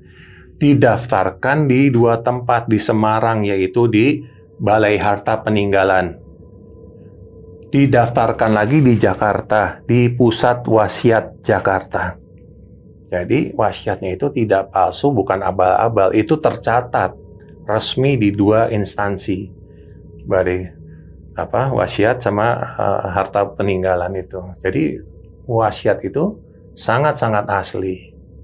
Dan kalau kamu mau lihat tulisannya tangan, datang ke notarisnya itu dengan membawa surat wasiat ini, benar nggak Susana? Notarisnya tinggal tunjuk ini suratnya Susana yang tulisan tangannya Susana. Jadi nggak ada surat wasiat itu berbentuk tulisan tangan. Semua diketik sama notaris. Karena mereka yang tidak ngerti kan yang ngomong seperti itu. Tapi kalau saya menjelaskan satu-satu sama mereka juga buat apa sih? Kalau orang-orang yang mengerti ya mereka akan mengerti bahwa memang surat wasiat itu ya pasti diketik sama notaris, dicap, didaftarkan, sah, seperti itu. Jadi setelah almarhum meninggal itu, sebelum saya menikah lagi, jadi almarhum meninggal itu kan tahun 2008 ya, saya menikah lagi tahun 2009. 1 tahun sebelum saya menikah itu memang ada kejadian-kejadian mistis di rumah. Yang pertama itu, ya kurang lebih kejadiannya mungkin 2 hari atau 3 hari setelah almarhum meninggal itu ya. Yang pertama adalah saya masih tidur di ruang tamu. Ruang tamu itu berhadapan dengan kamarnya almarhum karena saya masih istilahnya masih menghormati beliau lah, baru meninggal gitu. Jadi saya masih mau menjaga karena saya biasanya di situ. Bunda lagi sakit tuh saya ada di situ gitu kan. Jadi kalau Bunda manggil saya siap ada di situ. Jadi pada saat itu pun saya masih tiduran di lantai di situ gitu kan. Saya lagi tiduran, tiba-tiba muncul Susana di depan pintu kamar. Baju coklat, pakai ikat kepala warna putih. Papa. Makanya saya, Papa, ketawanya semeringah, senang sekali gitu kan. Mama ngapain di sini? Kangen sama Papa. Kangen sama. Ya jangan gitu, kasihan Mama. Karena saya pernah ingat ibu saya tuh pernah manggil ayah saya yang sudah meninggal. Ayah saya pernah bilang, ayah saya tuh sudah jalan jauh pergi, sudah jauh berjalan, kamu panggil. Saya mesti balik ke kamu, setelah ketemu kamu, saya mesti balik lagi ke jalan ke sana jauh, capek. Ibu saya pernah cerita seperti itu. Makanya waktu saya lihat Susana seperti itu, Mama jangan begitu, Mama kan udah jauh jalannya, capek, kasihan Mama. Nggak apa-apa, aku kangen sama Papa. Ya udah, hati-hati, Papa baik-baik saja kok di sini. Dia bilang itu, Mama hati-hati ya. Ya, dadah. Hilang. Sebelum hilang, dia sempat ngomong gini. Itu tolong di belakang kursi, kursinya ditarik ya, dicat ya, catnya ngeletek itu belakang kursi. Hah? Iya, nanti pagi aku lihat. Iya, dicat ya, iya. Ya, pergi, besok paginya bangun, langsung inget dong, gua tarik tuh kursi kan. Bener, belakang kursinya tuh meletek, catnya tuh meletek. Karena nempel sama kursi. Akhirnya ya, saya ambil cat, saya cat itu. Kok bisa tahu ada cat ngeletek di situ gitu lah. Padahal saya sendiri nggak tahu. Saya cat gitu. Itu katakanlah mungkin hari kedua apa gitu kan. Beberapa hari kemudian, saya lagi di kamar saya, Di kamar saya itu kan bersebelahan dengan kamarnya Susana gitu kan. Karena dulu Susana sakit itu kan minta pisah kamar. Pisah kamar tuh karena orang sakit itu nggak mau dengar berisik-berisik. Apalagi kalau aku mama dengar kamu pas ngorok, dia bilang gitu kan, saya tidur ngorok gitu kan, aku nanti terganggu. Nanti kalau aku panggil kamu, mama mau perlu apa-apa gimana? Nanti aku ketok. Aku ketok manggil waktu masih hidup dulu gitu kan. Nah, setelah meninggal itu selama berjalan mungkin hampir 2 tahun ya. Jadi kalau malam saya lagi nonton TV, tiba-tiba tembok sebelah tuh diketok. Oh iya, saya ke kamar. Susana nggak ada di situ ya kan. Nah, nanti tiba-tiba kipas angin kamar tuh nyala gitu. Kayaknya tadi nggak nyala nih, kipas anginnya kok nyala ya. Ya udahlah, matiin lagi gitu. Gimana mah? Perlu apa-apa ya sampein, nanti tak kasih apa-apa gitu kan. Paling juga nanti saya bentar ya, tak siapin air minum gitu kan, tak bawain air minum, tak taruh air minum di ini, kalau mau minum ya saya ngomong aja di situ. Tak taruh gelas di meja gitu. Nanti berapa lama butuh apa lagi, ngetok lagi. Karena dalam sehari waktu Susana sakit itu ngetok ini bisa berapa kali kebutuhan. Mau pipis, mau buang air, mau minum, mau minum obat, mau suntik tes gula darahnya berapa, mau suntik insulin. Terus sampai nyuntik insulin tuh saya suntik gitu. Jadi saya diajarin sama dokter cara nyuntik insulinnya segini. Tes darahnya, gula darahnya berapa, berarti suntiknya berapa unit, nanti saya suntikin itu. Jadi saya nyuntik sendiri. Susana tuh saya suntik sehari bisa 3 kali, 4 kali suntik insulin itu. Cek darahnya berapa gitu kan. Jadi kalau butuh nanti ngetok. Saya datang, ya mah cek darahnya gitu kan. Saya cek oh ya tinggi, suntik insulin ya, suntik insulin. Saya nanti ketok lagi. Kenapa? Minum susu, bikinin susu. Jadi, tapi setelah Bunda meninggal, ini setiap hari selama 2 tahun tuh kamar saya diketok terus.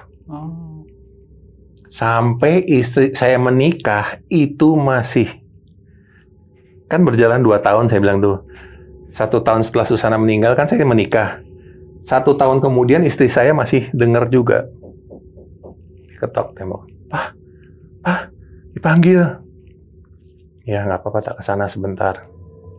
Itu ketokan sampai 2 tahun tuh, ketokan pintu. Ketukan tembok. Yang paling heboh lagi, ini kalau saya cerita tuh, saya kadang-kadang nggak enak juga gitu kan. Jadi, masa iya sih kejadiannya seperti ini? Saya lagi di kamar, lagi di lantai, saya lagi nulis-nulis gitu kan. Saya kan senangnya di lantai gitu kan, nulis-nulis gitu. Tiba-tiba bunyi suara TV berisik.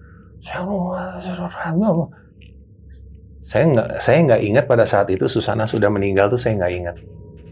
Tiba-tiba Susana tuh kayak ngomong sama siapa sih di suara TV di depan. Saya bangkit, saya ke depan. Ke depan saya nengok.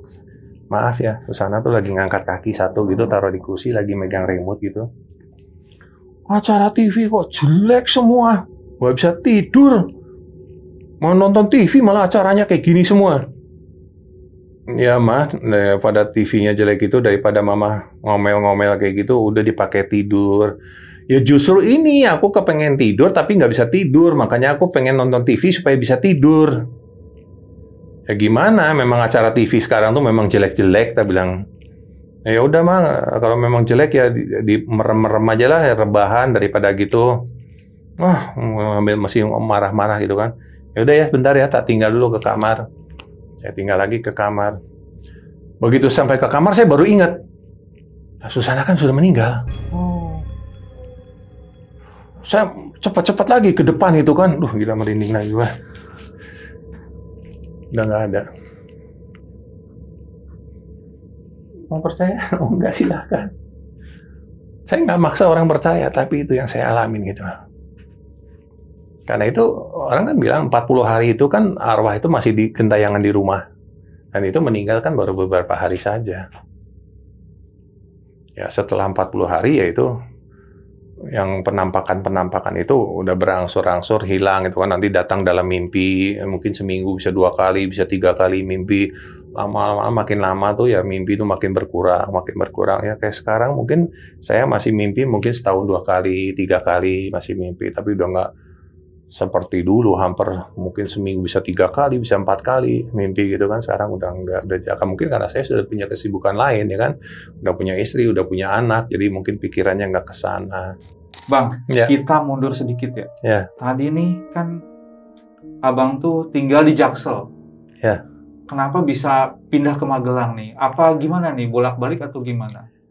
Iya, awalnya masih bolak-balik, jadi Jakarta, Magelang, Jakarta, Magelang. Tapi yang sebetulnya paling utama adalah kita sudah nggak kuat tinggal di Jaksel itu. Karena satu bising, kebetulan di samping rumah kita itu kelurahan. Kelurahan itu banyak truk-truk sampah yang segede-gede gajah itu.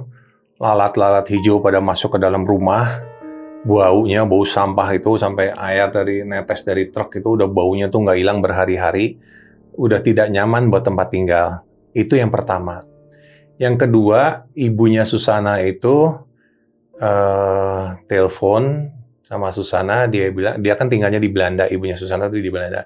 Mau tinggal di Indonesia sebelum meninggal. Oh, oke. Gitu. Jadi akhirnya Susana bilang, ya udah, Mam mau di Jakarta apa mau di Magelang? Kalau di Jakarta panas, kalau di Magelang tuh kan dingin. Iya. Akhirnya ibunya Susana bilang, aku di Magelang aja. Ya udah, akhirnya tinggal di Magelang seperti itu. Jadi intinya mau pindah dari Jakarta itu, ya sebetulnya satu soal terganggu dengan suasana perumahan yang sudah tidak nyaman. Kedua, memang ibunya mau tinggal di Magelang. Jadi sebelum ibunya meninggal juga Susana mau dekat dengan ibunya. Itu awal. Intinya yang mau pindah dari Jakarta tuh itu. Sama mau tanya, sosok pocong kan yang sampai saat ini kan suka terlihat, Ya. itu tuh sebetulnya asal-usulnya dari mana nih? Sudah ada aja ya, saya nggak tahu, tiba-tiba ada aja. Jadi di rumah ini tuh memang sebelumnya sudah Oh ada? iya, sebelum saya masuk pertama kali kan seperti saya bilang, kenal Susana itu, saya lihat eblek lah, saya lihat pocong lah, saya lihat yang sosok hitam lewat, saya lihat kepala. Memang rumah itu kalian, maaf ya, kalau nanti sampai ke Magelang kan bisa lihat lokasi rumah saya tuh seperti apa. Memang angker. Orang yang asal liwat di depan rumah saya, mereka kadang-kadang tuh mau liwat depan saya nggak berani liwat, muter. Kalau sudah malam. Karena rumah saya itu kan panjang. Mungkin ada di depan tuh panjang mungkin sekitar 30 meter gitu kan. Mereka begitu lewat depan rumah saya itu, ini rumah apa kuburan? Karena kebiasaan saya sama Susana juga rumah itu tidak ada lampu. Oh gitu. Gelap. Kita sampai sekarang anak-anak saya, istri saya, malam mau tidur tuh, mati semua lampu. Jadi mereka lihat rumah saya tuh tak berpenghuni. Mereka sering lihat ada penampakan. Seperti itu. Jadi memang penampakan-penampakan itu sudah ada dari zaman dulunya, sudah ada gitu. Jadi sebelum Susana pindah Ya. ke Magelang memang sudah ada di situ. Jadi yang pocong, genderuwo Iya, bersayap, genderuwo, iya, sama betul. yang kepalanya Iya. itu memang dari dulu sudah ada. ya. Oke. Sebetulnya dulunya rumahnya bekas apa tuh? Jadi dulu itu pertama kali itu kan rumah orang Belanda. Oke. Rumah Belanda, orang-orang Belanda, asli orang Belanda yang tinggal di situ. Waktu masih zaman perang itu kan. Setelah Belanda selesai perang itu apa gimana, rumah itu dijual apa saya tidak tahu, pokoknya terus ditempatin sama orang Cina. Ditempatin sama orang Cina, kira-kira tahun berapa itu pas ada kerusuhan yang orang-orang Cina diusir dari Indonesia dulu. Kalau tidak mau pergi kembali ke negaramu, mau ditai gitu kan, zaman dulu gitu kan. Dan Susana sering lewat rumah itu, zaman dulu sering bilang, ini rumah di kampung ya zaman dulu, ini rumah bagus banget ya, aku kepengen bisa memiliki rumah ini. Setiap kali lewat situ rumah, Susana selalu ngomong seperti itu. Karena rumah neneknya itu ada di ujung sebelah sana. Ini rumah yang ditempatin sekarang, yang dulu masih milik orang Cina itu. Tiba-tiba suatu malam, si orang Cina itu telepon Susana. Susana di Jakarta, dia telepon. Sus, piye? Oh, omahku dituku toh, Sus. Ngopo kok didol? Dia bilang, oh sorry, aku ngomong Jawa. Sus, maksudnya Sus kan Susana gitu kan. Sus, rumah saya nih dibeli, dia bilang gitu. Loh kenapa? Kok dijual kenapa? Kamu tahu kan kerusuhan ini yang orang-orang Cina diusir dari Indonesia, dia bilang gitu kan. Oh ya, tolongin aku, tapi dia ngomong bahasa Jawa gitu kan. Tolongin aku dengan sangat biar bisa punya ongkos buat pulang ke Cina, dia bilang gitu, ke negara Cina. Ya tapi nggak bisa mendadak, ya pokoknya secepat mungkin. Ya. Susana juga memikirkan pada saat itu nyari uang untuk beli rumah itu dari mana nih uang? Dia akhirnya Susana nanya, mau dijual berapa itu rumah? Gitu kan? Si orang Cina bilang 600.000. Oke. Zaman dulu Tahun berapa itu? Waduh.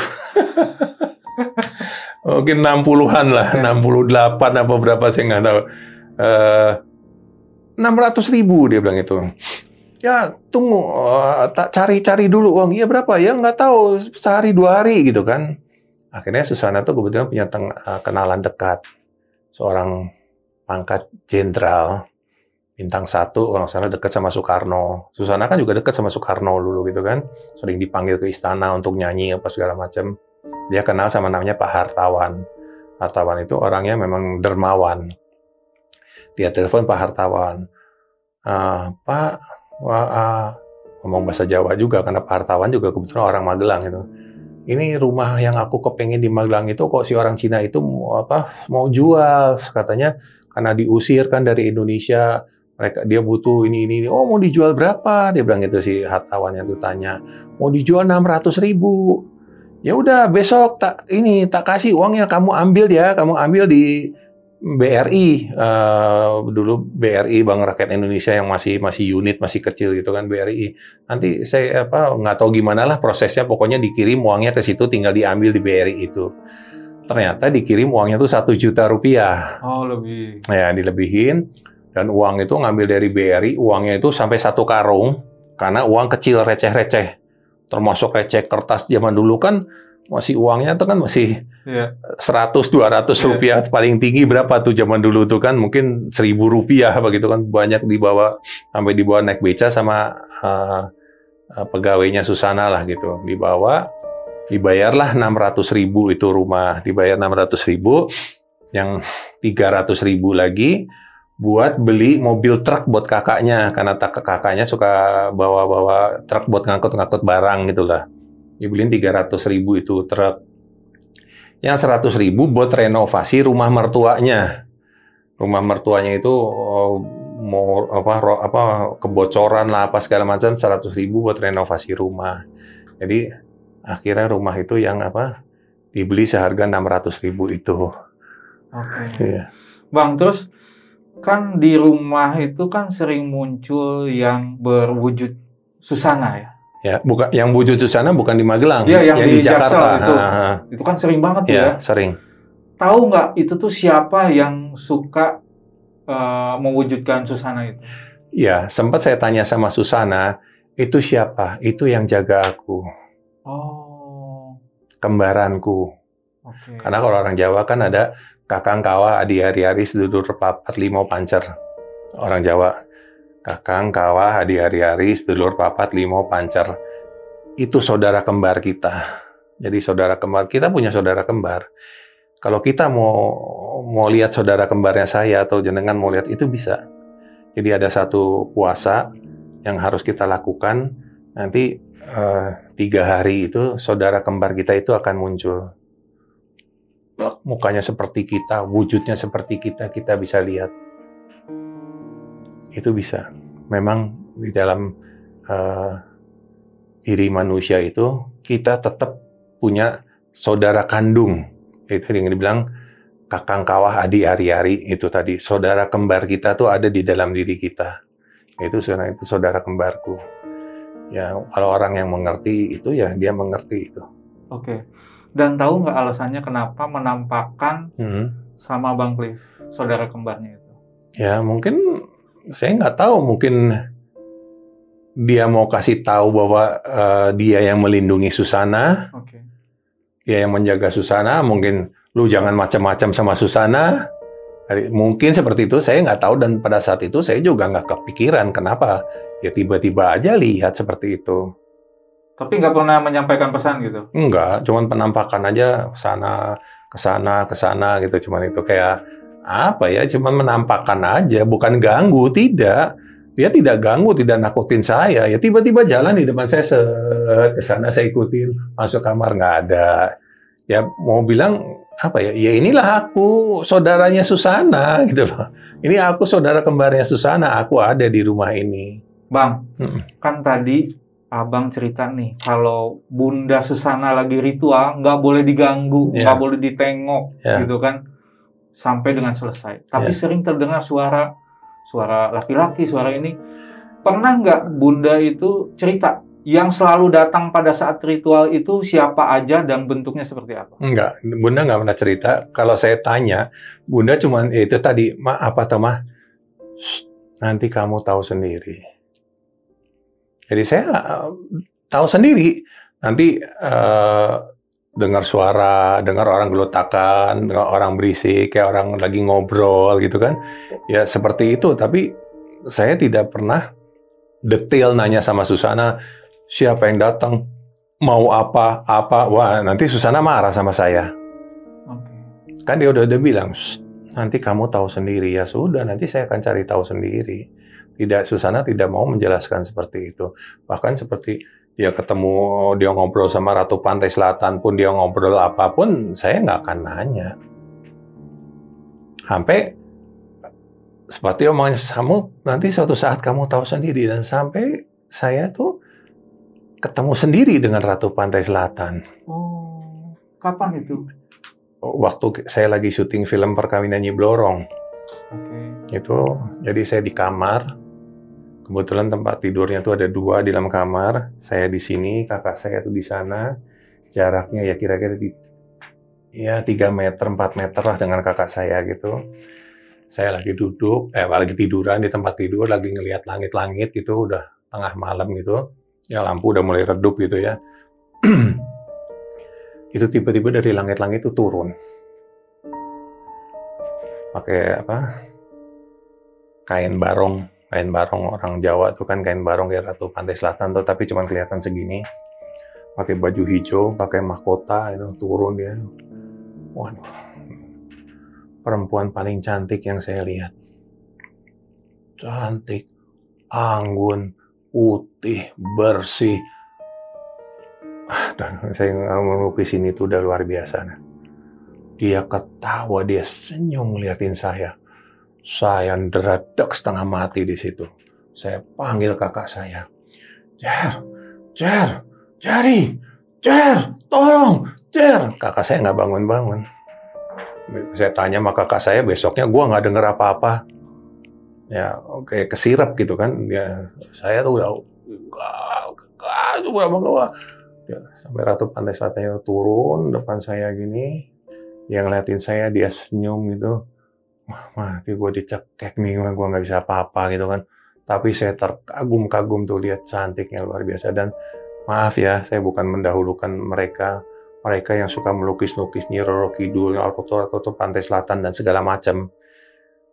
Tidak ada satupun yang wujudnya seperti apa yang saya lihat seperti itu. Okay. Jadi menurut saya menyimpang itulah gambarnya dengan apa yang saya lihat gitu loh.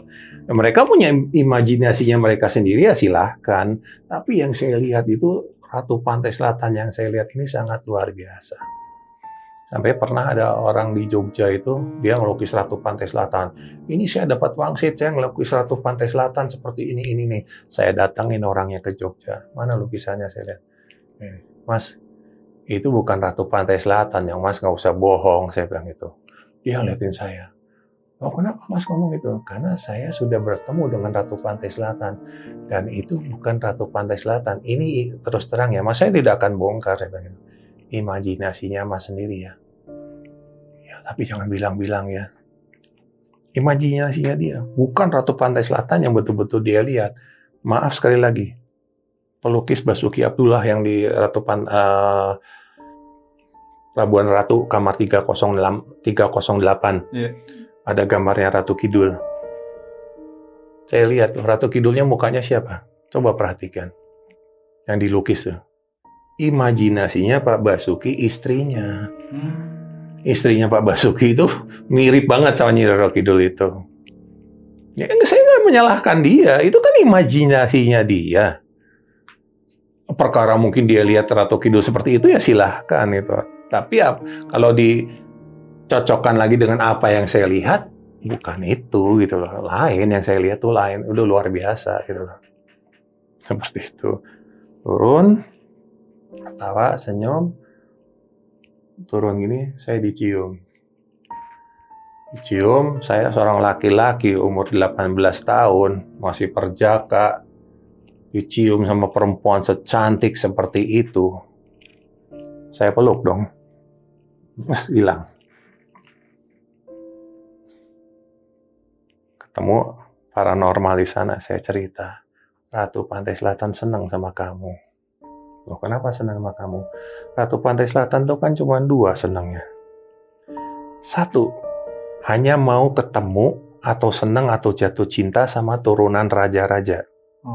Selain raja-raja tuh, Ratu Pantai Selatan tidak mau ketemu. Boleh cek siapa yang suka ketemu sama Ratu Pantai Selatan. Mesti ada keturunan raja tuh pasti. Kedua, orang yang hatinya betul-betul bersih dan masih suci. Maksudnya, ya masih suci. Mau bilang seperti saya kan, saya dulu belum kenal perempuan. Masih perjaka. Saya tuh masih suci. Kasarnya dulu tuh saya kalau perempuan tuh masih perawan lah, masih gadis gitu loh. Saya tuh seperti itu. Saya belum kenal perempuan, belum ini. Makanya Ratu Pantai Selatan mau ketemu sama saya. Bang, ini kan Bunda sudah meninggal nih. Ya. Ritualnya masih dilakuin nggak? Ada nggak yang masih dilakuin? Jadi beberapa bulan sebelum Bunda meninggal, Bunda masih menyampaikan sama saya, Pak, tolong dong ini. Tolong lakukan ini, gitu kan, satu ritual gitu. Akhirnya saya bilang sama almarhum, Mah, jangan marah ya. Aku udah nggak mau ngelakukan itu lagi. Boleh tahu nggak ritualnya? Ya segala macam itu tadi, banyak macam. Banyak macam-macam. Iya, dia minta pada saat itu adalah salah satu ritual yang harus saya lakukan. Dia sebut, katakanlah saya disuruh nyuci keris. Nyuci keris yang peninggalan dari buyutnya. Dari buyutnya itu, keris itu untuk penjaga rumah.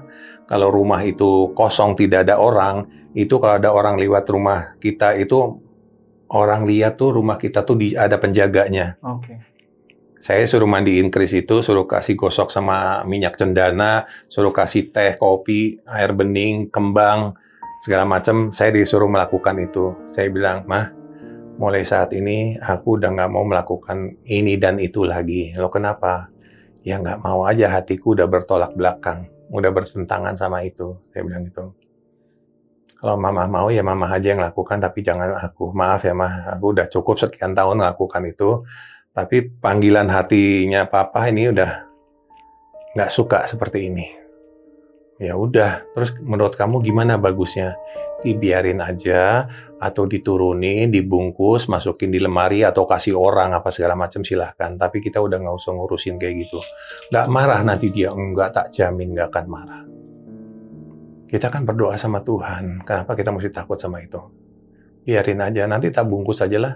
Tak bungkus, tak masukin di laci lemari, udah selesai. Saya tampol, saya masukin, saya gubet di kain putih, saya masukin di laci, saya tutup, udah selesai.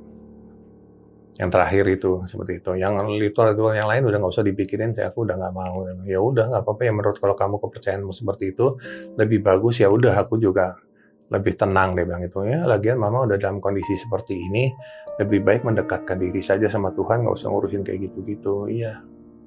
Oke, jadi sebelum meninggal pun memang sudah nggak dilakuin. Udah nggak dilakukan. Ya. Nah itu kan ada penunggunya. Sosoknya seperti apa tuh si keris itu?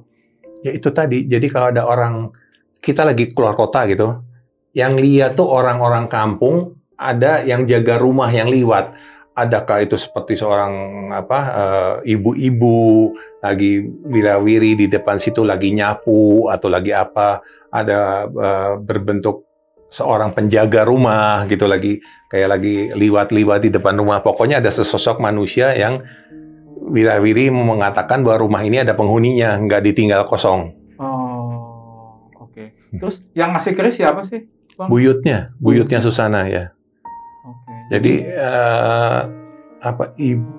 ibu dari ibunya Susana, bukan nenek ya, ibu dari neneknya Susana.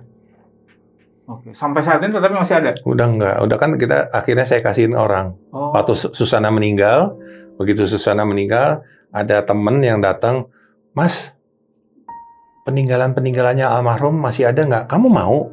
Mau Mas, aku senang sama pusaka-pusaka. Tak kasih sama itu.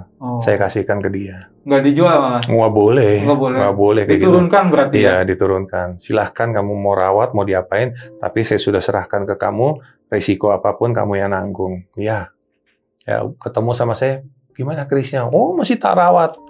Bagus, dia bilang. Apa? Wah, senang aku ya. Udah. Nih setelah meninggal, berapa lama sekali berziarah ke tempat? Kalau dulu waktu awal-awal meninggal itu kan hampir setiap hari. Dan waktu Bunda baru meninggal itu 40 malam makamnya itu saya jaga. 40 malam pertama Bunda di makam itu saya tungguin makamnya dari mulai jam 6 sore, setengah 6 sore sampai jam 6 pagi itu saya ada di makam itu sama teman saya satu orang. Kemudian teman saya mau nemenin saya.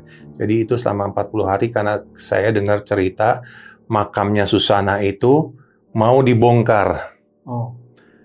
Mereka percaya bahwa Susana itu kan punya suatu kelebihan, punya suatu ilmu apalah yang bisa diambil dari Susana. Entah kainnya, entah rambutnya, entah apanya buat suatu ritualnya mereka gitu kan. Saya nggak mau sampai istri saya itu meninggal pun sampai dibongkar makamnya, digali, diambil sesuatu, nanti jadi berita viral lagi ya kan, nanti dikira siapa yang bongkar. Ada yang bilang di dalam kuburnya Susana itu harta-hartanya Susana dimasukin ke dalam situ semua. Saya bilang bodoh amat sih manusia. Masa punya harta dipendam di kuburan? Ya kan? Masa ada perhiasan dicemplungin di dalam kuburan?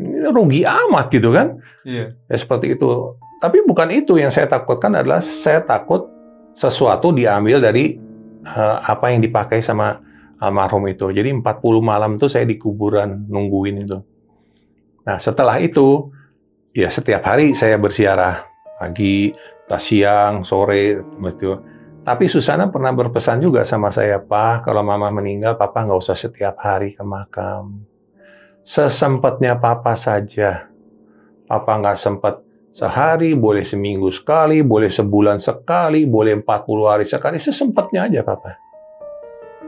Ya, belakangan saya masih setiap hari, nanti seminggu 2 kali, nanti seminggu sekali, lama-lama ya 2 minggu sekali, makin lama sebulan sekali. Oke, ada nggak yang ibaratnya fans lah atau itu? Masih banyak sampai yang sekarang. Masih karangan bunga? Masih atau banyak. Masih banyak. Gitu, banyak. Masih banyak sampai sekarang, dan saya pesan sama yang jaga kuburan itu, ingat ya Mbak, kalau ada kembang selain melati tolong dibuang, tolong disapu. Nanti yang bawa kembang itu marah, Pak Cliff. Kan saya yang perintah. Yang punya makam ini siapa? Susana itu siapa? Urusannya apa dengan orang lain itu? Kan udah dipesan kalau mau bawa melati. Kalau dia bawa mawar, siapa yang salah? Kan kita udah pesan, Susana udah pesan, maunya cuma melati. Situ bawa kantil, situ bawa kenanga, bawa mawar. Yang salah kan situ, bukan saya. Kalau kamu bawa melati, saya terima kasih. Kan mintanya melati. Kamu minta teh, masa dikasih kopi?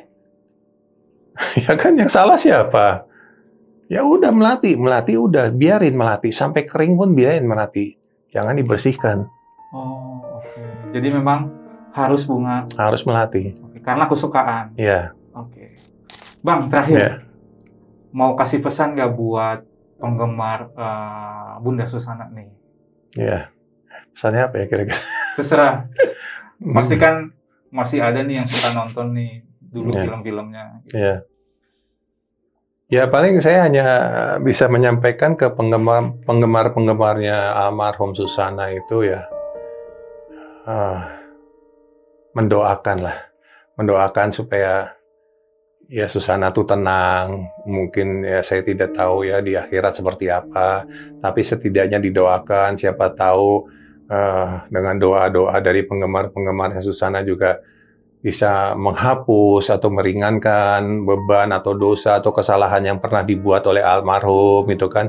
Siapa tahu Susana juga sudah masuk di dalam kerajaan Tuhan. Didoakan yang terbaik saja untuk, karena apalagi yang kita bisa harapkan selain hanya minta doanya saja. Oke Sobat Buntu, jadi itulah pengalaman mistis dari Bang Cliff selama berumah tangga dengan Bunda Susana. Nih buat kalian nih yang dulunya pernah nonton film-filmnya Bunda Susana, silahkan isi di komentar. Bang Cliff, terima kasih banget nih. Makasih banget. Sudah mampir jauh-jauh dari Magelang, Siap. sudah isi cerita. Pokoknya sukses buat kegiatannya. Sekarang lagi sibuk apa nih? Ini mau syuting film santet. Ya, jadi remake Susana yang ketiga ini. Oh, ya. Jadi lagi syuting nih? Ini baru reading sekarang. Okay. Syutingnya akhir bulan Mei ini. Oke, moga-moga sukses buat syutingnya. Siap, ini juga podcastnya juga supaya sukses. Amin. Penontonnya amin. juga booming lah. Jadi apa yang saya sampaikan di sini juga bisa lebih mengenal lagi Susana itu seperti apa, kebiasaannya Susana, supaya pencinta-pencinta atau penggemar-penggemarnya Susana dengan podcast ini juga senang. Amin, amin, amin.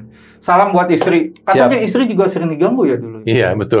Boleh nggak sih kapan-kapan kalau istri cerita di channel? Oh ya, boleh banget. Istri saya, anak saya tuh juga sering melihat itu di rumah, mendengar itu boleh banget. Oke. Malah saya datang ke rumah, saya tunjukin kamarnya, pakaiannya, lemarinya, kursinya, itu saya bilang itu ada semua. Bahkan nanti saya tunjukkan foto pada saat Bunda meninggal itu, pada saat di visum itu ada itu. Oke. Ya. Nah buat Sobat Buntu nih yang pengen nih istrinya Bang Cliff sama anak-anak cerita di channel Jalan Buntu, silahkan komentar juga. Bang Cliff, makasih ya. Siap, sama-sama. Salam buat semuanya. Amin, terima kasih. Oke. Nah, Sobat Buntu, pokoknya jangan lupa tonton terus video-videonya Jalan Buntu.